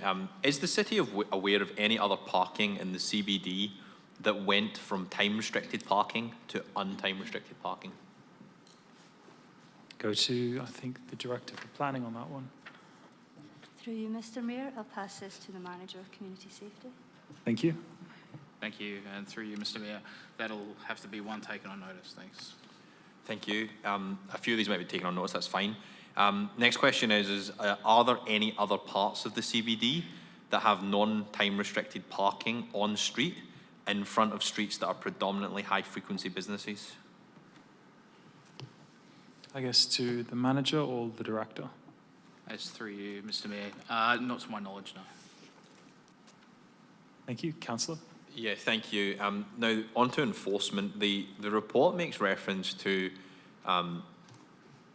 effectively that there being, when enforcement is taking place around non-compliance with purchasing tickets, there's been a high level of infringements issued, and those numbers have decreased as time has progressed. I'm just curious as to why the city hasn't been enforcing the time rules around, sorry, not the time rules, but the parking regulations in this area, and whether or not if the city had done that, whether or not we feel that there wouldn't be an issue with parking on Y Street. Thank you. I'll go to the Manager again. Yes, thank you through you, Mr Mayor. I believe the infringements, yes, they have dropped over time. Almost all of the infringements related to no active parking sessions at the time rather than overstay. In relation to not having further figures or further data at other times, this is just an area that we've decided to review throughout at different points. It's not one that we have provided patrols to every single day, no. Thank you. Councillor? Yeah, thank you. I'll just stick to this point around the enforcement and the fact that people don't have tickets actually registered to their vehicle. In terms of the actual utilisation data, how is the data gathered for the utilisation data? And if the utilisation data is gathered effectively by people purchasing tickets, would I be right in saying that the utilisation data is actually a minimum utilisation number and that the actual number is likely to be higher? Go to the manager again. Through you, Mr. Mayor. That's correct. If there is any parking that is taking place where an active session has not been commenced, it would not show up on the utilisation data. This data is only put together in regards to people with active and paid sessions at the time, no matter which way they've actually purchased their ticket.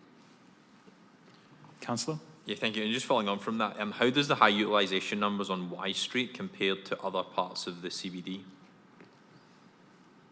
Go to the manager again. Through you, Mr. Mayor. This report was heavily directed in relation to Y Street and the surrounding Clark and Collier Pass. So we wouldn't have that information regarding any other specific areas of the city at this time. However, we can obtain that. Yep, happy for that to be taken on notice if that's all good. Now, I just make a reference to page 31 of the report, where it makes reference to utilisation as being a focus. So it says utilisation, optimised utilisation of parking bays. Given the report has identified that the southern section of Clark Crescent has a 1% utilisation rate, and the Y Street has at least a 68% utilisation rate, would we accept that that means there's not an optimization of there's not an optimal utilization of bays across this southeastern part of the CBD parking? The manager. Through you, Mr. Mayor, all I would point to is that yes, there are available bays within the areas showing low utilisation. So I would say it's not being optimised or used to its full potential. Yeah, if I may continue through you, Mayor.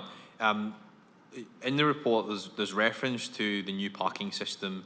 One of the key priorities was flexibility and the ability to easily make adjustments to parking times, restrictions, and the costs. Yet further down in the report, there's a reference to, I think it's the potential limitations. And one of the limitations that's actually referenced is it says it's issues. It references effectively the time and cost involved, and it says cost to update the tariffs. So just to be clear, this is page 38. It says impacts of reclassifying Y Street and CBD, and it lists some of the potential issues. And one of them says costs to update the tariffs on both the parking meters and Easy Park app. So I guess I'm just looking for clarification. If the system was meant to provide flexibility, yet we're saying that a potential issue is the fact that we have to update the tariffs on the parking meters, how does that align? And what actually is the cost involved in updating the tariffs in terms of updating the machines, updating the Easy Park app? Is there a cost involved, or is that something we control ourselves? Through you, Mr. Mayor, I would have to take that one on notice. I believe that every time we make a change to the tariffs within the app, we do have to provide additional payment to Easy Park to make those changes. Yep, thank you.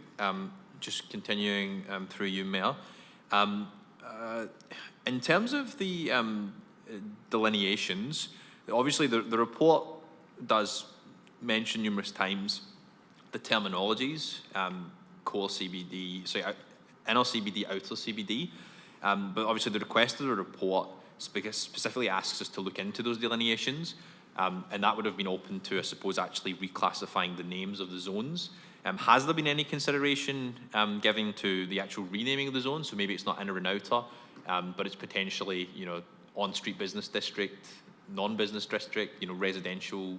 Has there been any consideration at all about actually just renaming those classifications so that we can land on an outcome that's more equitably spread based on the actual use of the street as opposed to the proximity and the planning structures?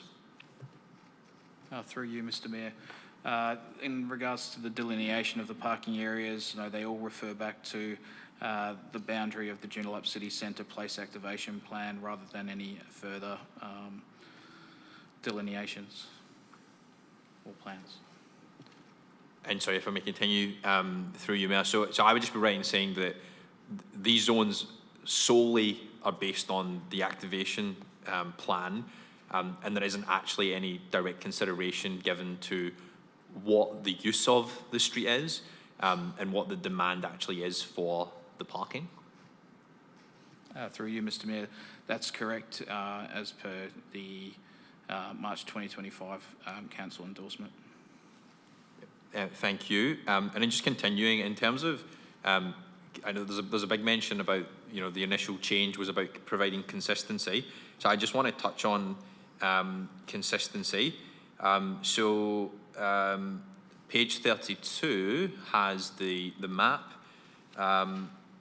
What I was just trying to get my head around is why is it that on this map some of the southwest section actually isn't included? So for example, sorry, I'm actually referring to the wrong map. The map's on page 33. On the map on page 33, the southern part of Clark Crescent actually isn't included in the map. And the reason I ask that is because you're therefore also not including another street, which I believe is called Onslow Parade, if I just get my map properly. Onslow Parade is in that section of the map. However, it doesn't actually have any paid parking on it, and it does have time restrictions. So I'm just trying to get my head around, from a consistency perspective, why is there a street in the middle of that section, which is Onslow Place, which has time restrictions and doesn't have paid parking, yet the street is then surrounded by other parking which is paid and doesn't have time restriction. What is the reason for Onslow Parade being excluded from the picture, and what is the reason for Onslow Place being excluded from this entire strategy, given it is within the proximity of other paid parking? Through you, Mr. Mayor, sorry, could you just confirming the map on page 32? Yes, sorry, it was actually the map on page 33. It shows Y Street, and then it shows Clark Crescent, the northern section, but it doesn't show the southern section of Clark Crescent, which is also paid parking. And then also excluded from the map is Onslow Street. Now, Onslow Street is basically just to the south of the map. It's just been cropped out of the map, but Onslow Street is an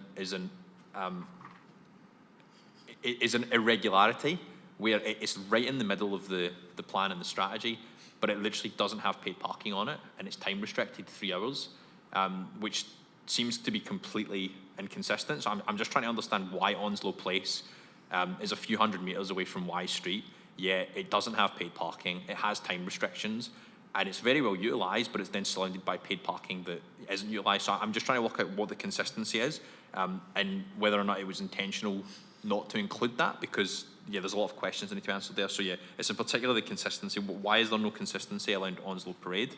And then why is the southern half of Clark Crescent not included in the map? Through you, Mr. Mayor, we'll take that one on notice. Thank you. Yeah. Thank you. Councillor? Thank you. And then just my final question, obviously, in regards to the priorities and the reason for the strategy to be changed, there's obviously a big focus on economic development.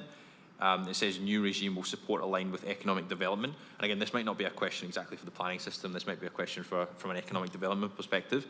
But I'm just curious, we're obviously getting feedback from the businesses on Y Street, not the businesses, the landowner, that he's now unable to lease the properties because people don't want to lease properties in areas where their customers can't get parking. So I'm just wondering how that aligns the rigidity of our planning framework, which basically says this isn't within the core CBD planning framework, so therefore we can't have on-street parking, which is having a knock-on effect to mean premises are actually sitting vacant, how that aligns with the desire to use our parking framework to actually encourage economic development. Yes, through you, Mr. Mayor, that may be better directed to economic development. How do we want to take the question? Do we ask for Mr. Wilcock to come forward, and if that's all right?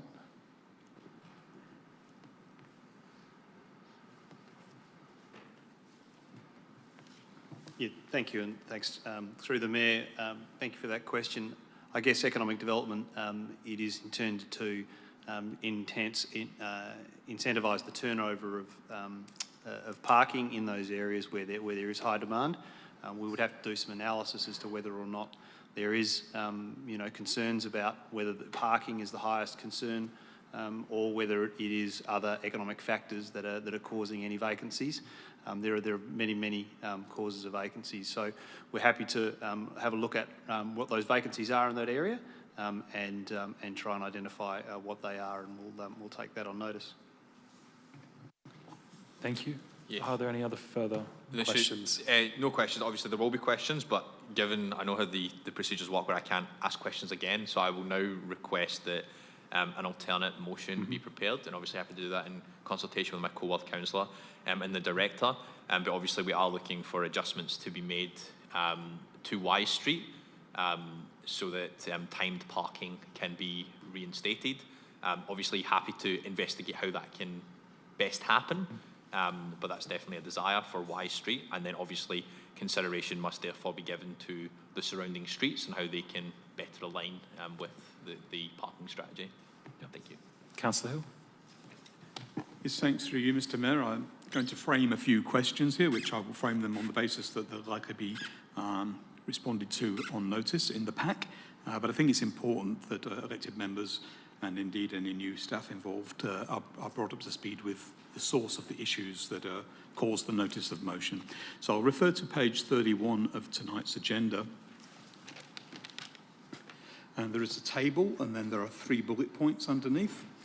And I'll read from it. It says the differences in parking on street between inner core city centre and outer are as follows. First bullet point, 30 minutes free parking, core centre, city centre only. Second bullet point, 2-hour limit in core centre to encourage churn. The third bullet point attracted my interest. It says, outer has no time limit.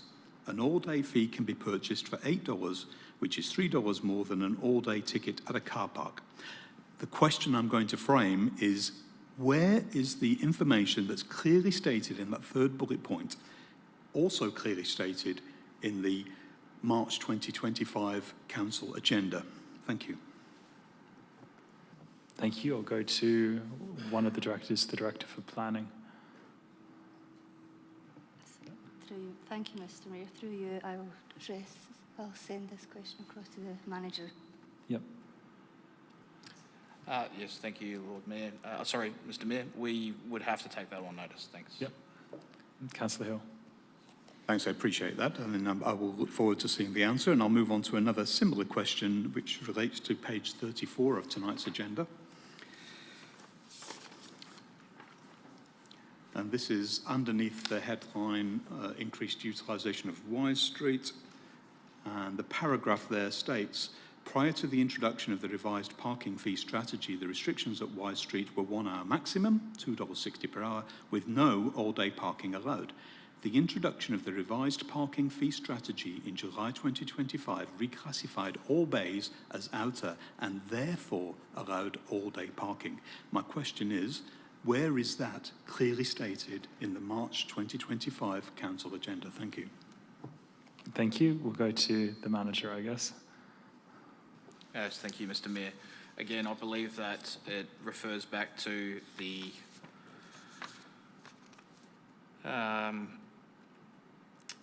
Joondalup City Centre Place Activation Plan in regards to referencing the core and outer areas for parking to align with that plan. Councillor Hill. Yes, thank you. I look forward to seeing a written response in the pact so we can clearly see any reference that clearly states that in the March 2025 agenda. I'll now go to the March 2025 agenda to ask some questions. And I'm looking at page 331 of 823. Might be difficult. I don't expect people to actually find it at this stage. Page 331. The final bullet point at the end of that states that time limits. At present, there is a wide variation of time limits, sometimes on the same street. It is proposed to simplify that, and so all options propose a 2-hour limit in core on-street CBD, but continue to allow all-day limits in outer on-street. I would argue that that's the kind of reference we have in the original agenda, but it says to continue to allow all-day limits in outer on-street. that implies to me a continuation of current situation in outer on-street, whereas what really happened is things were changed significantly on the 1st of July.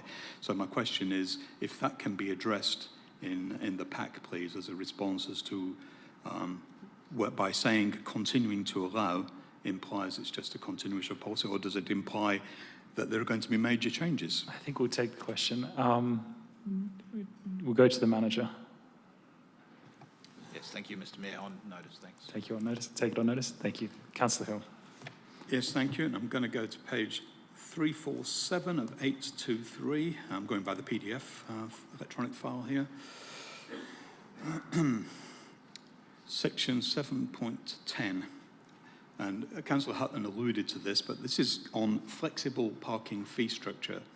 It says the parking fees are fixed each year as part of the fees and charges document within the budget adopted in June each year. This fixes the fees and does not provide any flexibility during the year for the city. It then follows, this reduces the ability to quickly respond to changing business needs and community demand throughout the year for special events. It is therefore proposed to provide flexibility to the city administration to adjust fees during the year. So I'd just like that also to be addressed in the pack in terms of the fact that what was proposed in the notice of motion is changing things on the 1st of July, which seems to be something we can do. But this clause seems to imply that changes can be made at any time, so I'd appreciate that being addressed as well. And the context of this is that the officer's recommendation is basically to keep things as they are, opposing the intent of the notice of motion. So I think it's important that we just revisit these particular things I'm bringing to your attention, clearly state them in writing in the pack so that we could all then better be informed leading up to the council meeting. Thank you. Okay, can we take that on notice? Thank you, Mr. Mayor. Thank you. Councillor Hill. That's all. Thank you. Any further questions? Okay, I have a couple myself. It's about the table that's on page 36 of the agenda for Y Street, and it's got the parking utilisation rates. Could we get a breakdown of how long each of those patrons were at the parking location for? So can we break it down on how many of those people paid for an all-day rate and how many people paid for a select period of time? Thank you for the question, Mr. Mayor. The data that's provided on page 37 relates to the number of transactions purely to Y Street, not to the area of Clark Street or Collier Pass. It does show that the majority of transactions related to short-term stays up to 2 hours. We had the majority. We then had a smaller amount for the 2 to 4 hours and another smaller amount, 539 for all-day parking.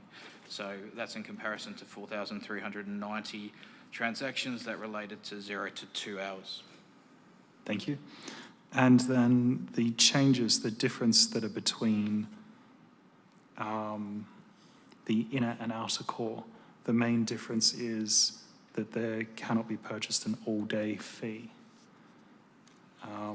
So given that, and then also the table that's on page 37, what do we think what would you conclude then to be the likely effect of removing then the ability for all-day parking? If then there is still the ability for a 2-hour limit to encourage churn, is that really going to change the parking demand on those streets? Through you, Mr. Mayor, thank you for the question. I believe that we're seeing a churn that would currently support or currently show that people are using it for that short-term basis rather than a long-term basis already. So yes, as I said, the majority of those transactions would say that there is high churn existing in that location as is. Thank you. And then as the question is, since we already have a high churn, and if we look at the numbers which are all day and say 2 to 4 hours, which is roughly 700, 800 patrons compared to 4,300, which are less than 2 hours, is it likely that if we then had 30 minutes free parking, is there a risk that that could actually increase the amount of parking at that location, given that this is already a high churn area, that people may see it as a parking area of preference? Thank you for the question, Mr. Mayor. That's something I'd have to get back to you on. Thanks. And then a further question, can we break down the 0 to 2 hours into how many of those are, and I know it was indicated for the December month that it was 27% of those would fall within the 30%, was that 27% of the transactions in that location would fall then within the free parking amount. Could we just break down that 2 hours, the 0 to 2 hours, into 30-minute allotments? So from 0 to 30 minutes to an hour, etc. Yes, Mr. Mayor, I believe we could have that opportunity, yes. Thank you. Are there any other further questions on this item? Oh, sorry, Councillor Hutton. If possible, could I just one more question? Yep. Just on this table, as a question, I've crunched the numbers myself, but I just think it would be good to have the official response to this. Now, obviously, the table that we're just referring to, which is on page 37, which is the number of transactions on Y Street, it obviously has 539 all day, 258 2 to 4 hours, and 4,390 for 0 to 2 hours. Obviously, that implies that most of the bays are taken up with 0 to 2 hour parking.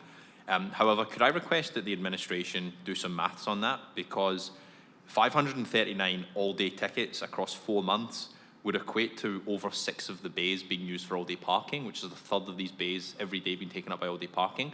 So it might actually be, if possible, for us to provide some analysis, not around exactly how many tickets have been bought all day, but actually how many hours are being taken up by all-day parking versus how many hours have been taken up by 0 to 2 hour parking, because it might actually give a more accurate reflection around the utilisation as opposed to the numbers. Because as I say, as you would all imagine, 4,390 people parking for half an hour has about the same impact as 539 people parking for 8 hours, 10 hours, 12 hours, because you multiply those numbers and they effectively cancel each other out. So yeah, if I could just request some analysis actually be looked into the impact of those numbers on utilisation, and actually in a raw data, how many hours of parking per day on average is used for all day parking versus how many hours per day is used by high turnover parking. Through you, Mr. Mayor, we can certainly do that.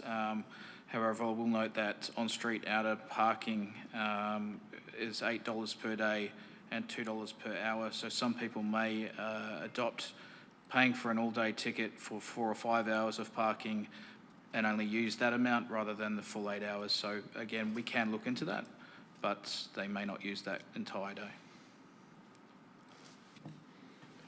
If I just may, I would really like to thank the Managing Director for answering our questions. I know this wasn't their project fully when it was launched, so I appreciate you taking those on notice and looking forward to getting the full responses. So I appreciate it. Thank you. Thank you. And just further on that line of questioning, can we get that for all 4 of the months as well, instead of just 1 of the month, if that's possible? Yes, Mr. Mayor. Thank you. Any final questions on this before we move on? Thank you. We can then move to item 12.4, the execution of documents. Any questions on this item? Councillor Chester. Yes, thank you, Mr. Mayor. There is only one document that was executed in February, and that concerned an agreement between the City and the Education Department. Unfortunately, there is no detail in the body of the report or there is no attachment. In fact, can I have some detail on what that agreement is about, please? Thank you. Director Claassen or Director Humphrey? Through Mr. Mayor, we'll take the question on notice, but it relates to parking adjacent to the Warwick Senior High School for school drop-off and pick-up. Councillor Chester? Yes, thank you. Thank you.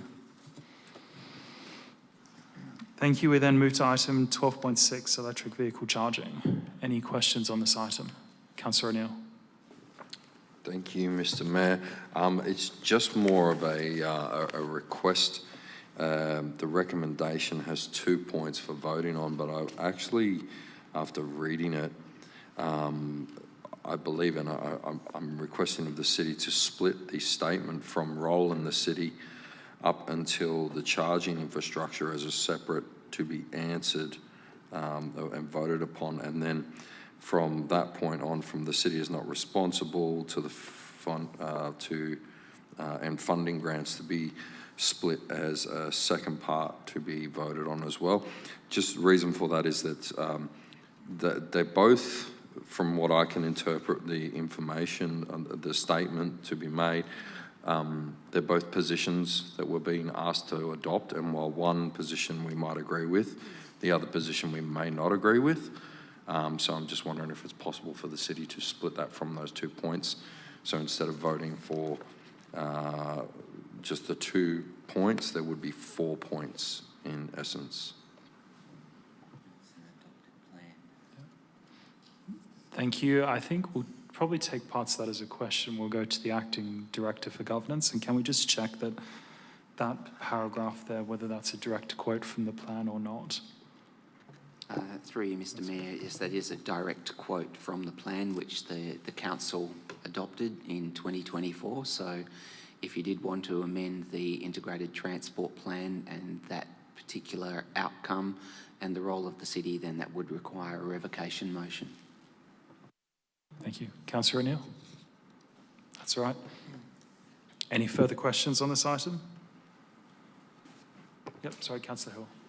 Yes, thanks. I'd just like governance to clarify whether that item 1 and 2, the council is just being asked to note rather than vote or endorse. I'm just seeking clarification that all we're doing is potentially noting it. Thank you. That's correct. We are just noting that's what the recommendation says, and it's a direct quote from the plan. Thank you. Deputy Mayor. Thank you, Mr. Moots.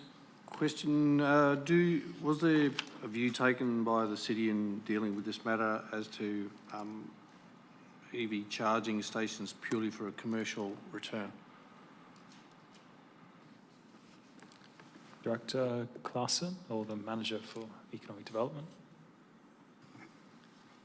Thank you. That would be when this matter comes through the Integrated Transport Plan in 27-28. That would be part of the assessment going into the position, looking at the costs versus the incomes that you might get, and so the commercial outcomes. So that would come through at a later stage.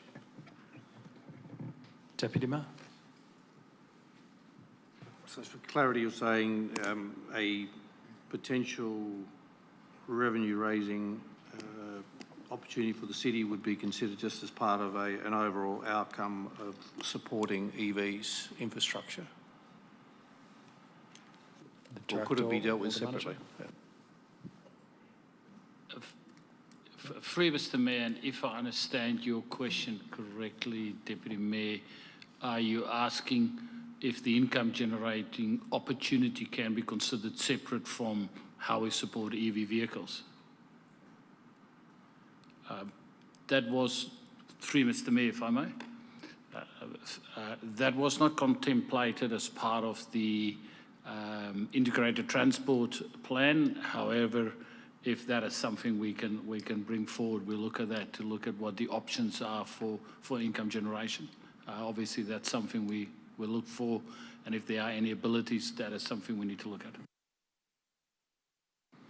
Deputy Mayor, thank you. Any further questions?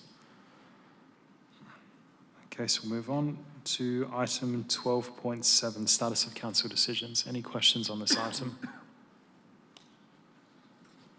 No. We then move to item 12.8, minutes of regional council meetings.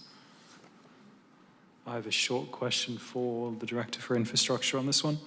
Has the city received an updated timeframe of when the Catalina Regional Council is going to wind up? I think previously there was a timeline for, I think it was June 30 this year. Have we received any updated timelines? Through Mr. Mayor, I don't believe we have officially received a definitive timeline for the winding up of Catalina Regional Council. My recollection, it was towards the middle to the end of 2027, but I'll take the question on notice and seek comment from the CEO of Catalina Regional Council. That's right. And further on to that as well, it may have been 27 instead of this year, if my memory is not quite correct on it. But also, can we try and get some visibility from the Catalina Regional Council about this option that they've included in the most recent minutes about extending the CEO's contract up until October 2027.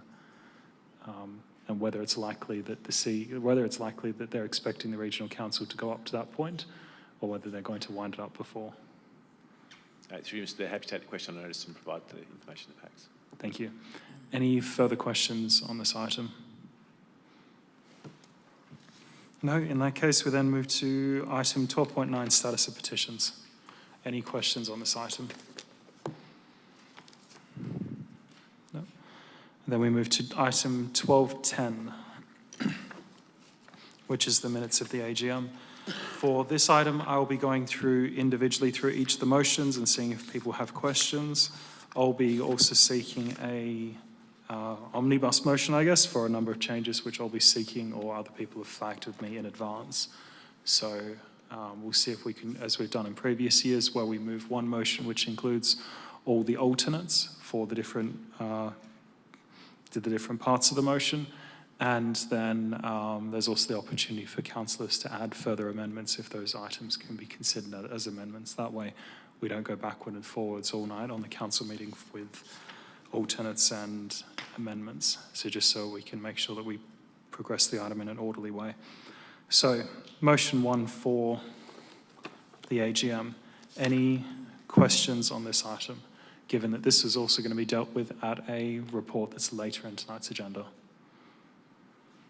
No, in the case, we then move to motion 2, similar situation, that'll be dealt with at a report later on tonight's agenda. So if there's any questions just on the text of the recommendation, not the artificial reef itself. Thank you. Moving then to motion 3. Excuse me, Mr. Mayor. Sorry, yes. I'm sorry, I did have a question, if you'll allow. On the artificial reef? Yes. If it's about the reef, it's better that we do that on the particular report that's in the agenda on that. Look, it's essentially about the report that was coming to us later on this month regarding proposed electoral reforms. And the question is that report on schedule? Will it be arriving sometime this month?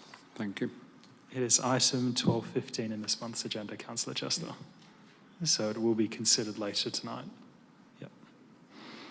Thank you. We then move to motion 3. I will be foreshadowing an alternate to say that we support publishing the full wording of petitions. Are there any questions on this item? No. We then move to motion 4. Any questions on this item? Not being carried. Item 5. Motion 6. Motion 7. Motion 8. I'll be foreshadowing supporting refreshments at the council meeting, at the AGMs. Any questions on this item? No. Sorry, through you, Mel. I'll be foreshadowing not supporting. Yep, that's all right. Thank you. We then move to motion 9. Any questions on this one? Thank you. Councillor Pizzi. Thank you. Could the city let me know what they could do to stop the thorough through traffic from Wanneroo along Woodvale Drive to get to Whitford's train station? Go to Director Claassen. Through you, Mr. Mayor, apart from changing the intersection to discourage vehicles from travelling down Woodvale Drive, there's not much from a legislative point of view that a city can do to stop vehicles from using Woodvale Drive. Sorry, if you could be... I could hear. Hopefully my voice was still carrying. I think in terms of that, there's very little the city can do to stop that. What we looked at in terms of the safety improvements that we are proposing for Woodvale Drive in collaboration with the City of Wanneroo is to ensure we make that as safe as possible for the traffic using that. As we've indicated in in the report and the response to motion 9 is that road hierarchy is not a static assessment. And what we're seeing here is a change in the overall travel patterns and use of Woodvale Drive. So that is something that is most probably wider. How do we review that? So potentially that is something. How do we consider the future function of Woodvale Drive in the current environment, noting that the key intersection is not within the city of Joondalup, and as such, the office's recommendation is that we continue to liaise with Main Roads and the city of Wanneroo to ensure that whatever they do don't further impact on the traffic usage of Woodvale Drive. Councillor Pizzi. Thank you. Just on that, has Main Roads considered stopping the right turn into Woodvale Drive? And if they have, what was the outcome of that consideration? Director. Through you, Mr. Mayor, I'll have to take that question on notice and request that directly from Main Roads. Don't know if we'll have that in time for the PACTA. Okay, thank you. Councillor Pizzi. I can see some points made in the information given by the officers, but could the city just reiterate exactly what they'll be doing with Wanneroo in the next 5 years to help mitigate traffic on Woodvale Drive, to slow it down, to maybe reduce it, and to make it safer for kids crossing the road to the high school there? Thank you. Director. Through you, Mr. Mayor, we've detailed the specific scope in the report, and I can quickly highlight that. That's a raised intersection platform at Woodvale Drive and Duffy. That's the current proposed scope. It's not to say that will be the final. Upgrades to footpaths and pedestrian access ramps, installation of new splitter islands to provide pedestrian refuge points, so when crossing Woodvale Drive, so people can cross half the road, so they don't have to look both ways. And then as part of the resurfacing Woodvale Drive, installation of a red asphalt medium.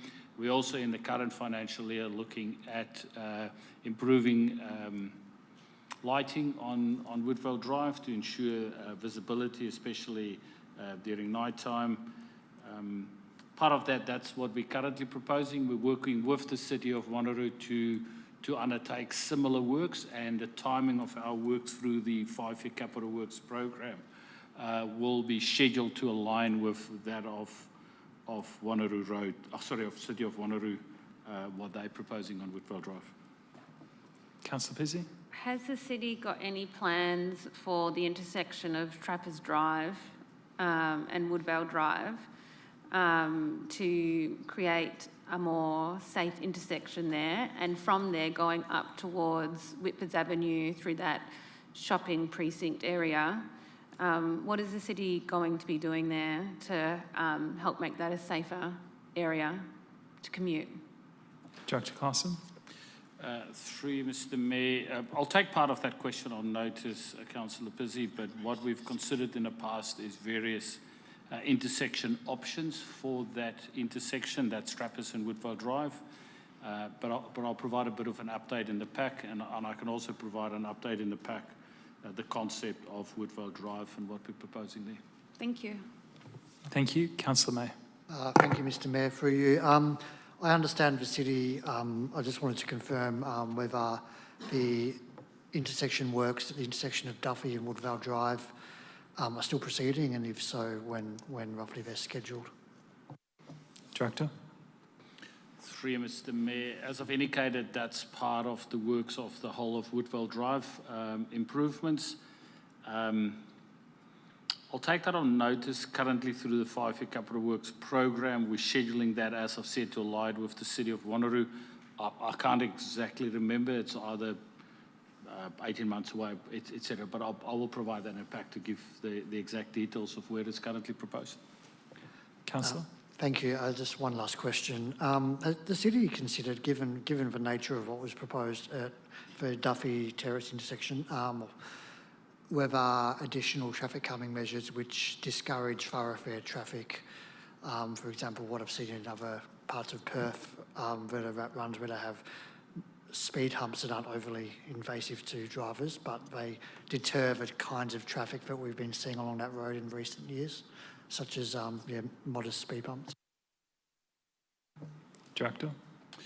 Through you, Mr. Mayor, the provision of traffic management devices needs to be carefully considered based on traffic patterns, traffic volumes, etc. Generally, speed humps, as you've referred to, Councillor May, is not supported on distributor roads.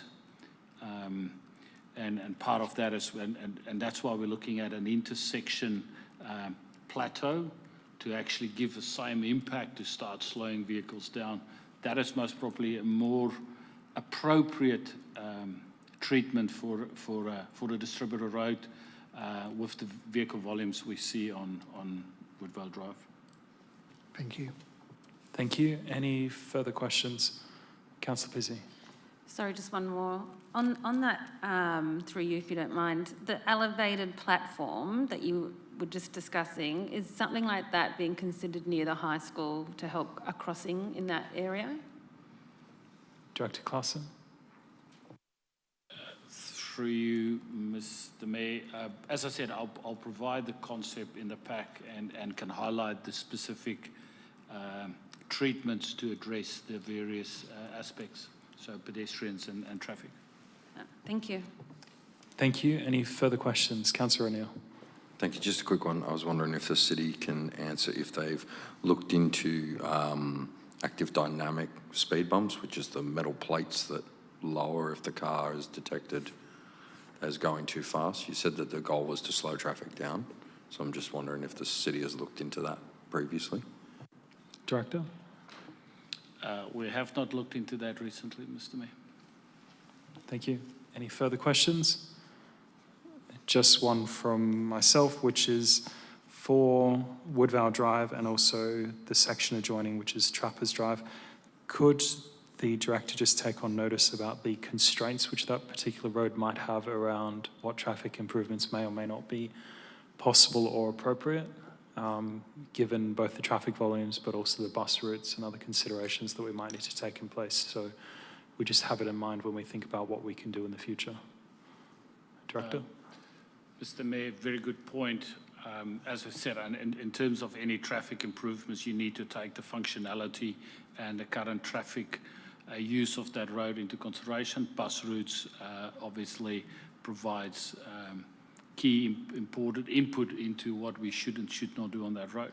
As you've indicated, and as I've indicated to a question to Councillor Pizzey, the constraints on that intersection of Woodvale Drive and Trappers Drive in terms of land availability rules some traffic and intersection treatments out because just there's not enough room. Thank you. Then, any final questions on this item? No, in that case, we then go to motion 10, and I'll go to Councillor Mercer, who I believe is an alternate on this one. This is the signage. The signage at Mirror Park and James McCusker Park. No, I was agreeing with the resident, so I don't think I've got a... Okay. Sorry. So I'll have an alternate then for the officers. Just to make sure I got the right wording.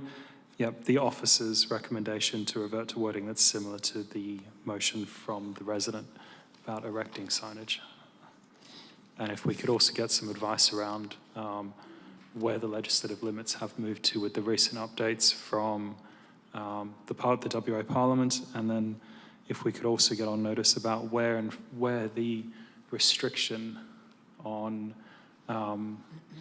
e-ridables being on parks and grassed areas comes from, whether it's out of the local law or whether it's a part of a state legislation.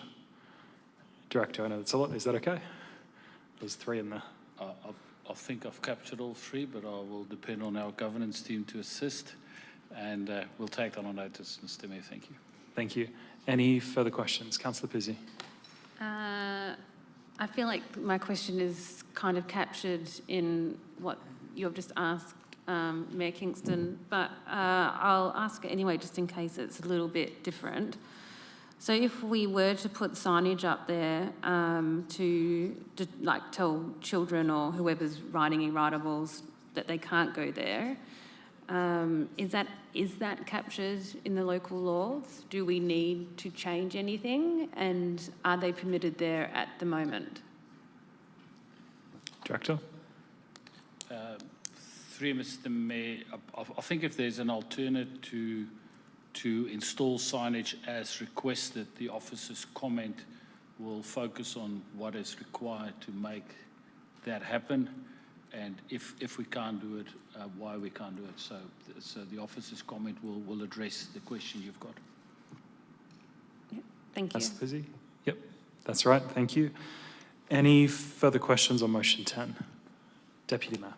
Thank you, Mr. Mayor. Question regarding whether e-ridables are permitted on the skate parks and bike tracks of the city. Director?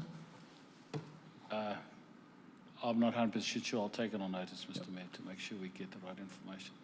Thank you. Any further questions? We'll move on then to item 11, which is North Shore Drive. Any questions on this one? Councillor Hill.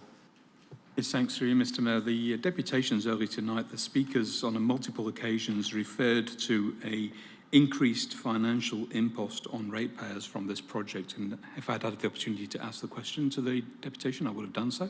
So can I ask that to governance, please, to quantify the increased financial impost on ratepayers as you perceive that the people making the deputation were implying? Thank you. I'll go to Director Claassen, but I might add something from, an observation from the presentation. Director Claassen.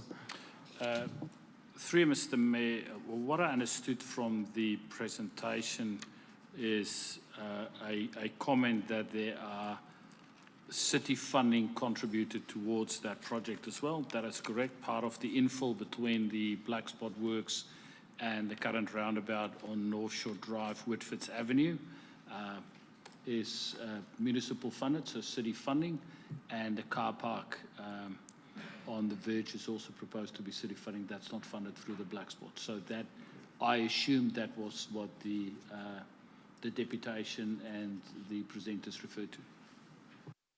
Councillor Hill? Yeah, just as a follow-up, if I can therefore ask in the briefing pack if we have those numbers quantified. Thank you. Director? Through you, Mr. Mayor, yes, we will also have a discussion on that at the budget workshop next week, Tuesday. Thank you. Any further questions? Councillor Ventura. Thank you, through you. Councillor Count and I would just like to request a copy of the deputation that was presented today. The presentation itself? Presentation, Yep. yeah. Thank you. I think yeah, that's in the packs usually, so it'll be there. Yep. Any further questions? Councillor Pizzi. Yes, thank you. Just the deputation today mentioned that no parking demand assessment has been done. Does the city know or have numbers on the required parking in that space? Director Claassen. Through Mr. Mayor, I'll take the question on notice. There's some assessment on that, but not an overall parking demand assessment. Thank you. Deputy Mayor. Thank you, Mr. Mayor. To flag an alternate on this one, covering for a couple of points, including the request to defer or refer the car park aspect of the spending back to major projects, seeing as it's not part of the Black Spot funding. There could be further consideration of that given our budget situation. Also looking at potential, once the road's finished, the rezoning of the balance of that space into public open space. So we'll look at that. And an additional one around whether it can be engagement with the North Shore Community Club about how they're spending their $2.5 million grants. So Until that's understood, I don't know, it'd be handy to have that information. So if there hasn't been any engagement to date, if there could be some. So I'll work with the officers on that one, thanks. Thank you, Deputy Mayor. And just a question for you. Some of your comments and alternate probably also touch on motion 19. So I might, on the night, try and see if we can make sure that your wording captures what you're intending then. Because you seem to be stretching more than just what is motion 11. Yep. I do have one or two questions for the administration on this one. It's about designating road reserve to public open space. Does that require a scheme amendment, or can that just be a designation under the Land Administration Act, similar to when we redesignated at the last council meeting, we asked the minister to redesignate road reserve when there was the POW? Yeah.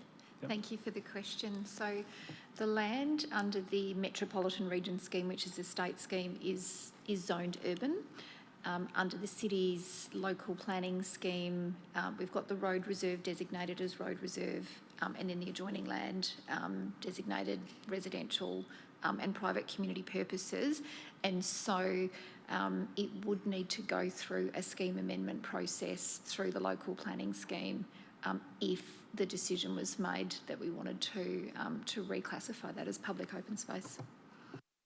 Thank you. And if there was a redesignation as public open space as a scheme amendment, if council was of that mind, is that something which could be added as an amendment to the local planning scheme review when there's the overall? Or is that too complex to be trying to add it into that scheme amendment itself? Thank you for the question. So the local planning scheme was last reviewed in 2024, so the next 5-year review of that local planning scheme won't occur until 2029.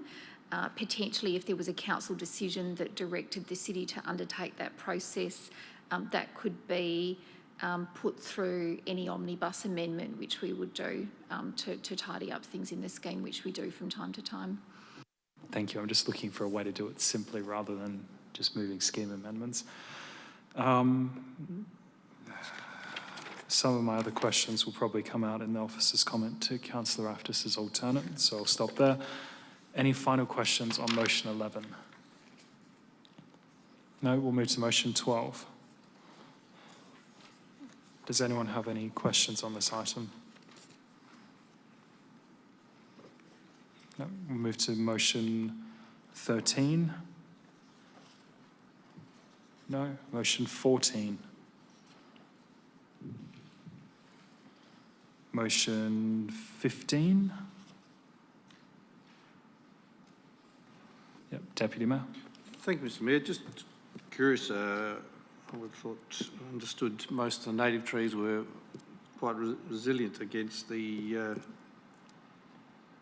borer, but it appears it's not. Are there other larger native trees that are really subject to damage from the borer as well? Director. Through you, Mr. Mayor, I will have to check with our arborist and provide the information in the pack. There are a number of native trees which are high productive hosts, high reproductive hosts for the shot-hole borer. So yeah, there are quite a few on the list. Deputy Mayor. Yep. Any further questions? Oh, sorry.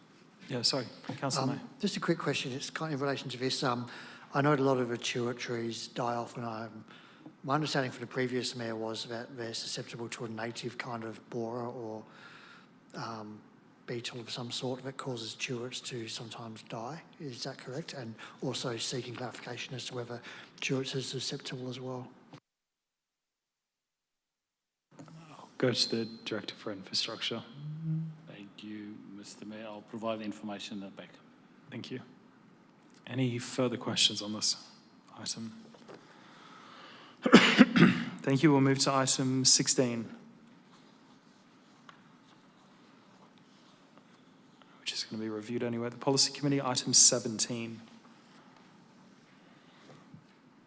No. Item 18.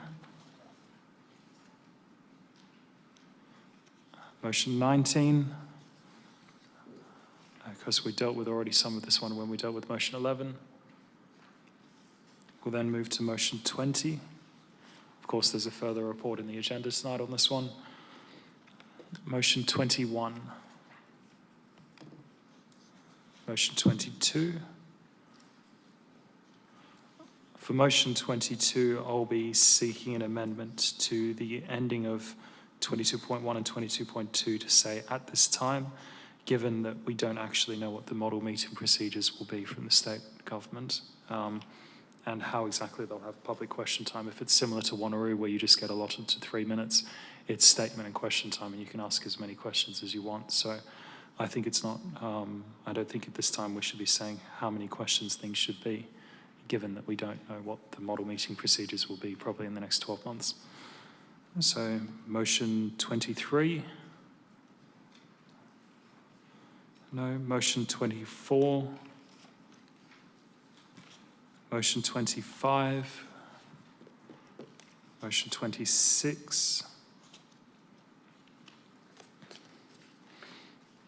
Motion 27, which I'll be seeking an amendment on to have something that's actually going to function through the planning scheme.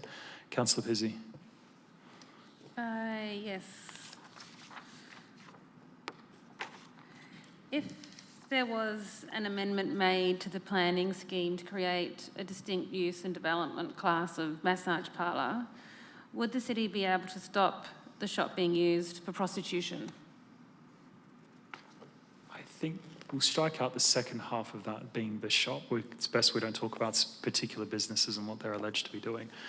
We'll go to the Director for Planning. Through you, Mr. Mayor. I'll pass this on to the Manager for Planning. The Manager for Planning. Thank you. Through you, Mr. Mayor. Look, I note the comments that were made by the Speaker this evening in relation to this particular motion and referencing the scheme from the City of Belmont and making some comments that because the land use existed in their scheme, then that gave rise to the City of Joondalup being able to undertake a scheme amendment to bring that use into their scheme. I think what's really important to note in respect to that, and this is outlined in the officer comment, is that the Belmont scheme was quite old and that land use was put into their scheme at a time when local governments had more control over the land use definitions in their scheme. Back in 2015, the state government introduced the planning and development regulations, and a primary aim of that legislation was to create consistency across all local planning schemes in Western Australia, and that included the introduction of model land use definitions.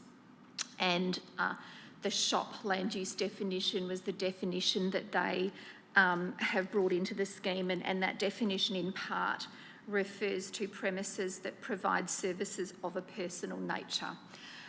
There's a lot of conjecture and discussion about what personal nature means, and I guess what we need to do in a planning context is understand that there is separate legislation that deals with certain services of a personal nature which are illegal, and that's something that we don't take into consideration in a planning decision context because that's dealt with through other legislation. And so the City of Wanneroo, I think it was back in 2019, did attempt to introduce a bespoke land use definition for massage premises. That scheme amendment came about as a result of a SAT process, and where the SAT member had suggested to the city that they may want to consider introducing a use if they wanted some greater land use control in their service industrial areas. And so the city embarked on a scheme amendment process, and that was ultimately rejected by the Minister for Planning on the basis that the model land use definition of shop was the appropriate land use definition for that type of a business. Councillor Pizzey. Has the city spoken with Joondalup Police in regards to the use of the massage parlour in question, and did they get a response? I don't think it's best that we take questions about particular businesses in an open forum and what the police may or may not be saying about it. So no, we can't answer that question tonight. I think send it in and the officers can take something on notice. Does the city think that any amendment that they could make would change your ability to have jurisdiction over that kind of shop in the city of Joondalup? And keeping this in consideration that the state already has the Prostitution Act. Thank you. Manager for Planning. Thank you. Through you, Mr Mayor. In short, no. I don't believe there's any amendment that the city could make to its local planning scheme to provide greater clarity. The model land use definition is as it's worded in the planning and development regulations, and I think it would be incredibly unlikely that the Planning Commission would support any change to that definition. Councillor Pizzey. Thank you. Councillor May. Thank you, Mr Mayor. Just one question following from Councillor Pizzey's. Generally speaking, if illegal activities occur on any premises, does the city engage with relevant enforcement, whether it be police or a relevant member of parliament, to advise of the alleged activities occurring at a premises that are illegal? And in instances of massage parlours, generally speaking, given it doesn't seem to be much that can be done from a planning perspective. Go to the Manager for Planning. Thank you. Through you, Mr Mayor. Look, my understanding is if the city is made aware that something or there's an allegation that there's potentially illegal activities occurring, then we would report that to the police. Councillor May. Thank you. Any further? Thank you. As I said, I'll still be seeking an amendment. I've got a bit of a different way to approach it, which I'll be speaking to the Manager for Planning about. And I'll also be seeking a letter of concern if we can write to the Minister about some of these issues as well, the Minister for Planning. Moving then on to motion 28.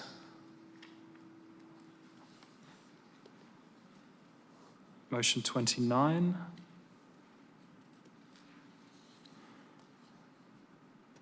Councillor Mercer? Oh.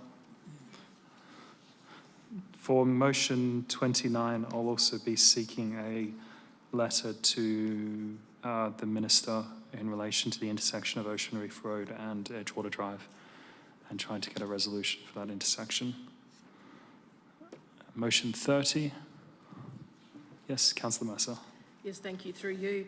My question is, in regards to Lakeview Contemplation Garden, what would be the cost of connecting the water supply compared to the cartage and supply of the water that gets delivered there now annually? Thank you. Director Claassen. I'll take it on notice and provide an impact, Mr Mayor. Thank you. Councillor Mercer. That's it. Thank you. One of the councillors did talk to me about an alternate there for connecting the water supply. If we could, I'll also foreshadow that as an alternate and then get an officer's comment on that as well. Yep. And then motion 31. Any questions on this item? Okay, I have one or two on this one. The site management plan, which has been approved with the Department of Water and Environmental Regulation, can we have a copy of that? So that's for the asbestos and the site contamination. Director Claassen. We can make that available, Mr Mayor. Thank you. And following on to that, do we have a communications plan for the public? Because there's been a fair amount of anxiety around the works that have been done where there's been the vacuuming of sand from the dunes down near Pinaroo Point, or the removal of sand. And when are you aware of? Yep.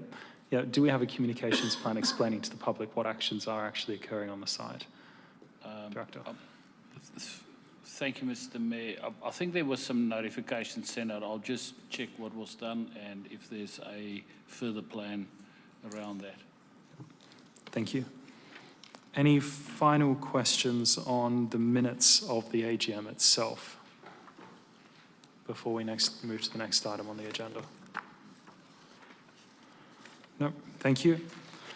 I just encourage everyone, if they've got amendments or alternates on that item, to send them through as early as possible so we can put it into one omnibus motion, and then the council, as a council, will break out the different items individually and we'll vote on them separately so people can have a choice between the officer's recommendation or the alternates from the council members.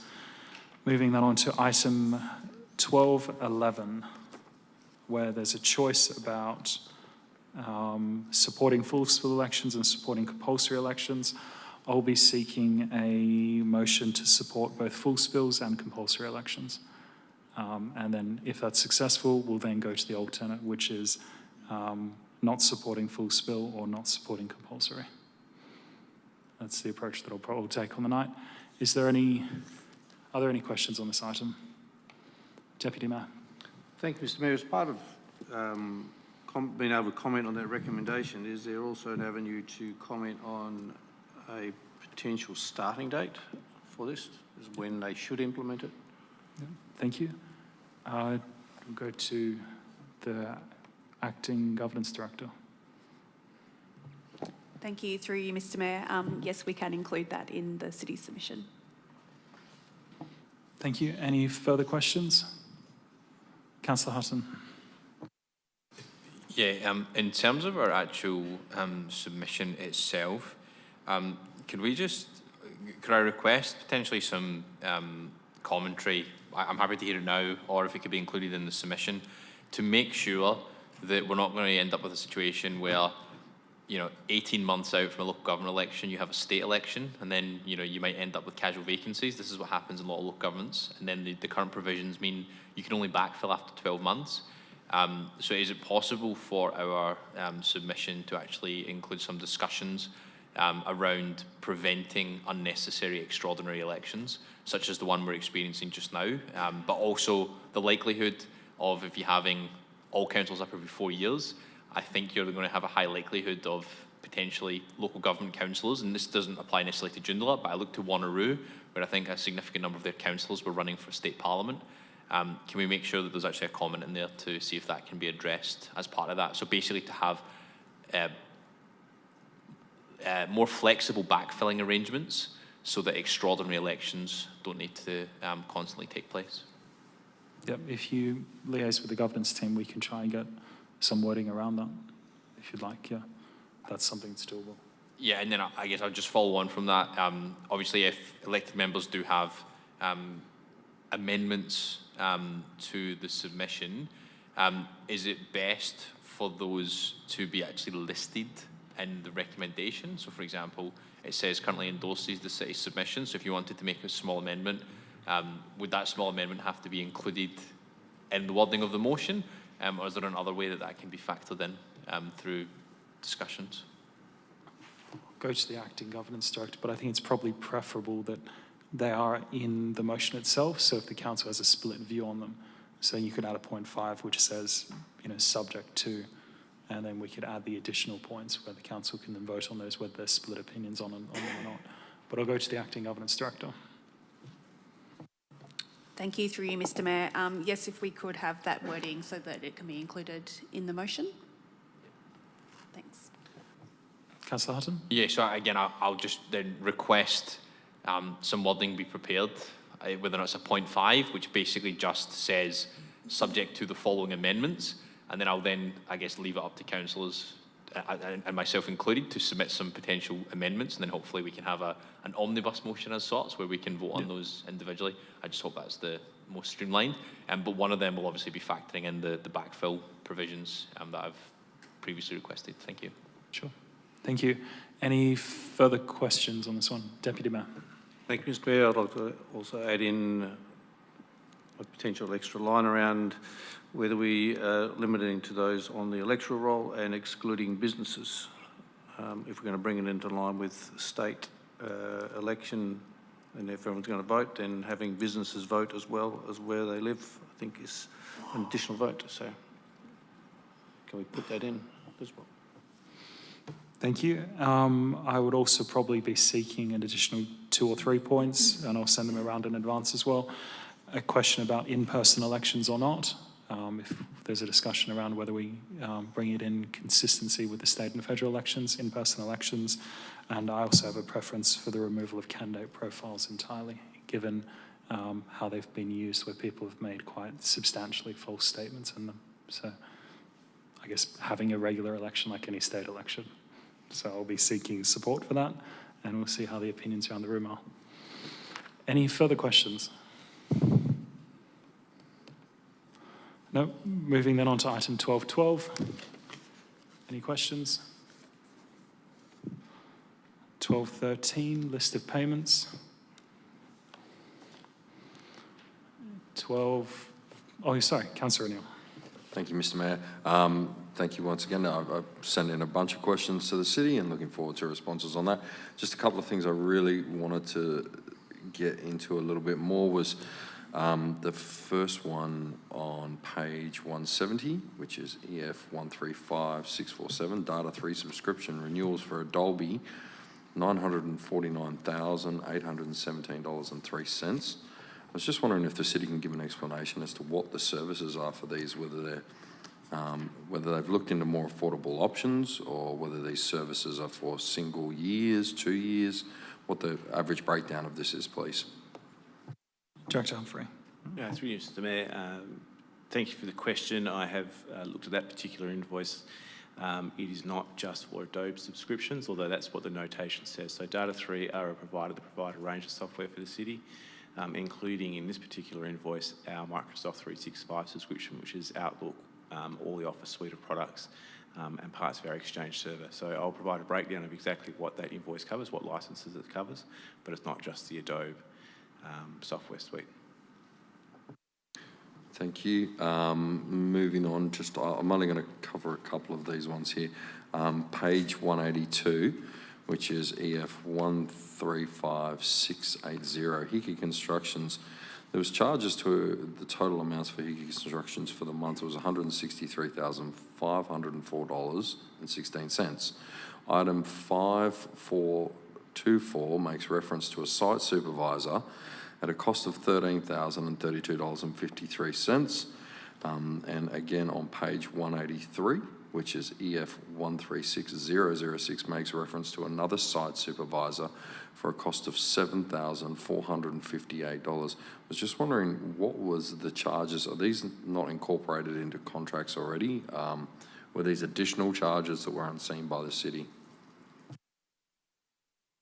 Through you, Mr. Mayor, when the city tenders for the minor building works, which is works under $250,000, which this contract applies to, there are a number of charges that are incorporated into that tender that the successful tenderer can charge the city for works. So 5424 relates to works done at the Woodvale Library, and they did have a site supervisor, so that's the system has picked up the first line of that invoice. But I will take the question on notice and provide the breakdown of the works that were done and the other charges that were associated with each of those projects. Okay, thank you. And just one more, if I could, which is on page 183, which is EF 135814, which is Hodge Collard Preston Family Trust. There's a payment of $34,069.20 to Sorrento Surf Lifesaving Club. The charge description is left blank in the explanation, so I'm just wondering if we could get clarity as to what that charge was for. Through you, Mr. Mayor, Hodge Collard Preston are the architects associated with Sorrento Surf Lifesaving Club. I've checked the invoice. The invoice relates to the creation of documentation or construction documentation, and I'll provide the rest of the details in the pack. Yes, the description has been left blank. I will follow up in the morning as to why that's occurred and ensure it doesn't happen again. Thank you. Councillor Chester. Yes, thanks, Mr. Mayor. I have 3 items concerning payment made under delegation. The first is on page 155, but it concerns repair to limestone pillars and wall. And my question is, that was at the cost of $3,200. Where and when did that damage occur? Through you, Mr. Mayor, after that question, I notice and provide the information in the packs. The second item concerns $35,800. And I think it's to do with the regrassing of the Elcar Dog Park. I'm thinking that's rather expensive for regrassing the park, but if it was necessary, that's fine. But if I could have some details on it, please. Through Mr. Mayor, can I just ask the page number and the payment number for that one? The payment number, if I can.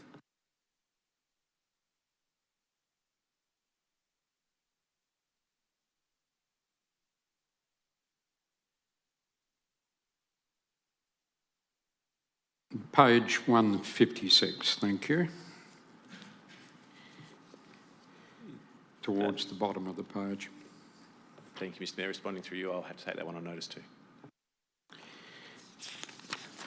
And the last item is an amount of 32,600. I believe that is for sifting sand. I'm wondering if that's just to keep the unnecessary items out of the sand in under play spaces. Is that correct? Through you, Mr. Mayor, yes, the city does undertake works to make sure that the softball or sand under certain playground equipment is raked regularly. But again, I'll take the question on notice and provide the details in the packs. Thank you. Any final questions on the list of payments? Then, sorry, Councillor O'Neill. Sorry, just something just back on Elkhart Dog Park. Was this something that we were discussing, I think it was last year, in relation to the pricing of the fenced dog park for the grassed area? And if so, if it is in relation to that, could we get the original estimates versus the actual cost? Director? Through you, Mr. Mayor, yes, I think there was a discussion a year ago or so regarding returfing. It was around that number. Every returfing was around $30,000, but we'll provide the pricing per square metre in the pack to actually provide that to you. Thank you. Any final questions? Then moving to 1214 financial activity statements. Deputy Mayor. Thank you, Mr. Mayor. Question page 254, trade and other receivables. The figure for January 26 is obviously the same as 30 June 25. Just waiting to, have we not made any progress on reducing our trade or other receivables? Director Humphrey. Mr. Mayor, I'll take that question on notice and provide the information in the packs. But I've discussed that with the Manager of Financial Services in the morning. Thank you. Deputy Mayor. Thank you. Page 258, employment costs. Could the Director confirm that the EBA finalisation had no impact on actual versus budget performance, given it is not mentioned at all? Director. Through you, Mr. Mayor, I think the point Councillor Raftis is raising is regards to the enterprise agreement and finalisation. From next month, we'll actually list the amount of back pay separately, so that Council and the members of the public are able to see the impact of the enterprise agreement finalisation, as well as the current underspend that's in salaries and wages. But we'll include that from the next month's financial report. Councillor Raftis. Sorry, Deputy Mayor. Page 259, item E. Favourable timing variance due to council election costs, $266K. Can you clarify how that has happened?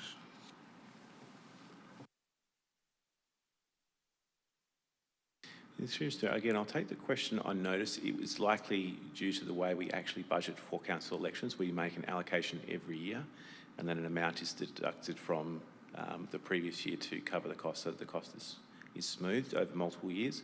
But I will take it on notice and provide a breakdown of the pack so elected members can see that. Thank you.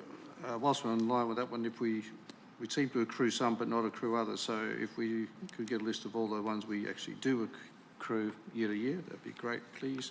And as the last one, same page, item J, down the bottom, if we can provide some clarification around what we mean by fleet and plant operational recovery and capital recovery.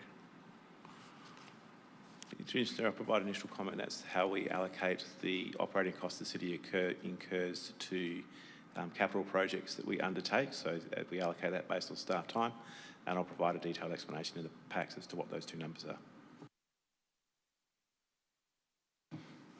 Thank you. Any further questions on this item? We then move to item 12.15. Any questions on this item? Okay, we then move to item 12, Deputy Mayor. Sorry, just getting this one. Yes, if I could flag an alternate just to clarify some wording that we would be happy to advocate for an artificial reef, but we will not spend any further money on considering an artificial reef along our coastline. Thank you. Any further on item 12.15? Then move to item 12.17.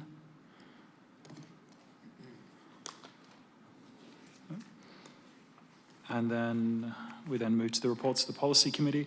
So 13.1.1, 13.1.2, I'll be seeking an alternate as we discussed at the Policy Committee, where the final determination would be made by an independent person rather than coming to the council. Although, the acting director, the acting CEO and I have been working through how that is best to occur, and we've been trying to then speak to the department about what's possible and whether they have a pool of people that might be suitable to be able to perform that role, who have the skills and who are also sufficiently impartial. Any further questions on this item? Councillor Pizzey. Can the administration clarify what procedural standards investigators would follow or must follow when conducting code of conduct investigations, and how the city would ensure procedural fairness before any findings were relied upon? Acting CEO.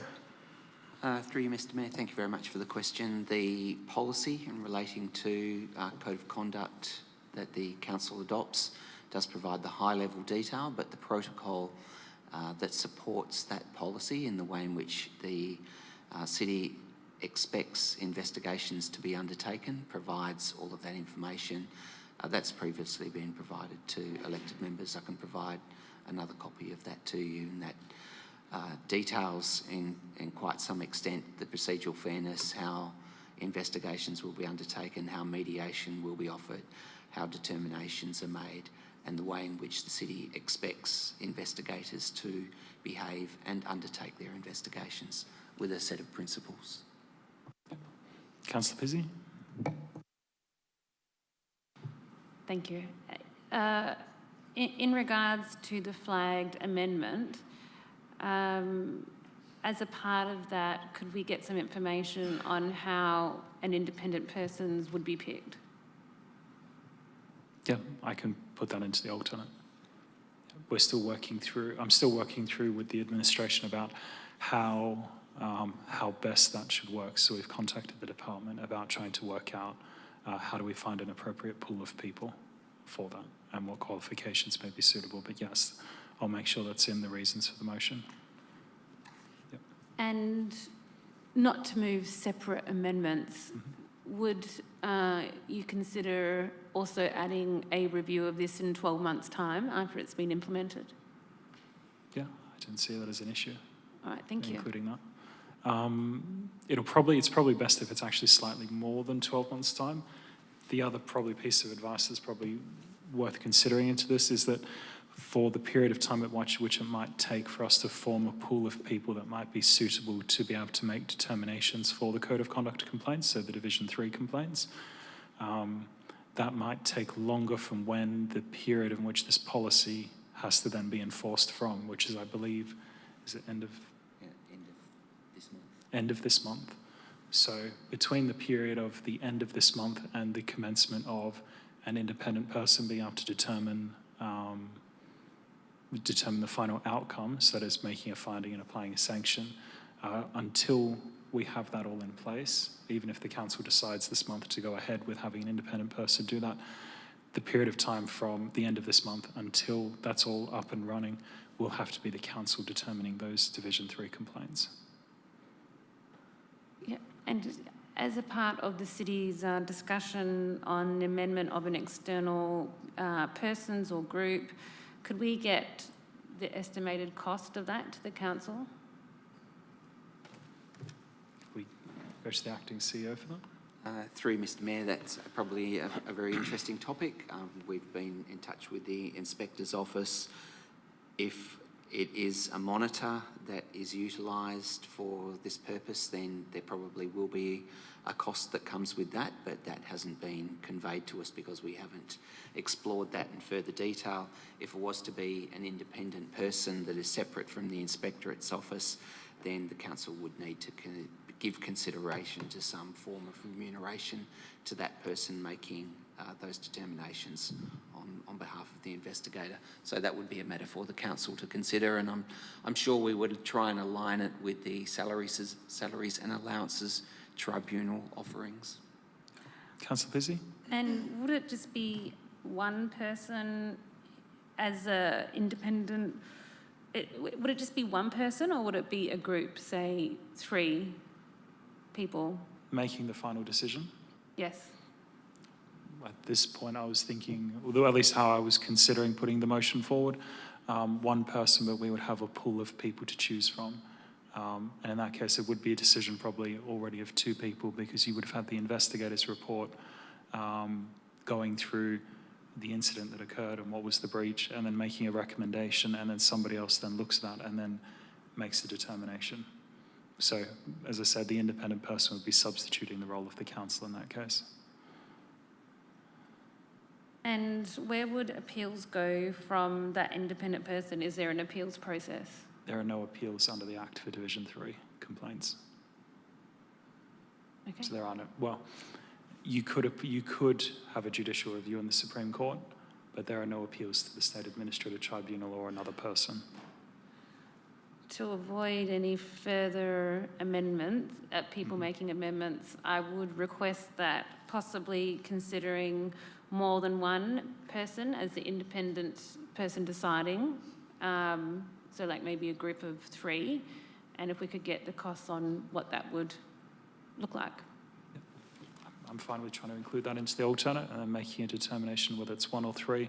But if it's, say, at the amount which we currently have for an independent person on a panel, which is about $400, if there was 3, it could be up to, $1,500 for making a determination on Division 3. But I think we can probably cover that in. Yep. I think the officers can probably cover that in their advice on the motion. Any further questions, Councillor O'Neill?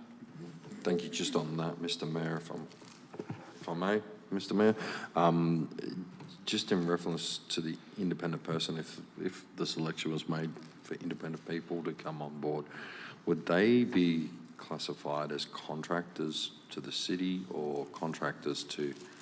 How would that setup work? I'm just seeking some clarity on that. I think in many cases there would be contractors to the city unless we had an agreement with somebody else who has someone who can perform the role as an adjudicator. In that case, they might have an employment contract with that entity, and then those people might be able to perform the function and we pay them. But either way, it's probably a contractor, or it will probably be a contract of some sort. But I don't know if the acting director wants to add to that. Yeah. Any further questions? No. That then brings us to the end of tonight's agenda, given that the 2 confidential reports we said we didn't have questions on. So are there any reports from the Chief Executive Officer? No, Mr Mayor. Okay. Thank you. Are there any reports of committees No, besides the ones listed? No, Mr Mayor, no. Thank you. Urgent business will be dealt with at the council meeting. Are there any motions of which anyone wants to give notice for the council meeting this month? No. In that case, I close tonight's briefing session at 9:39 p.m. Thank you everyone for attending.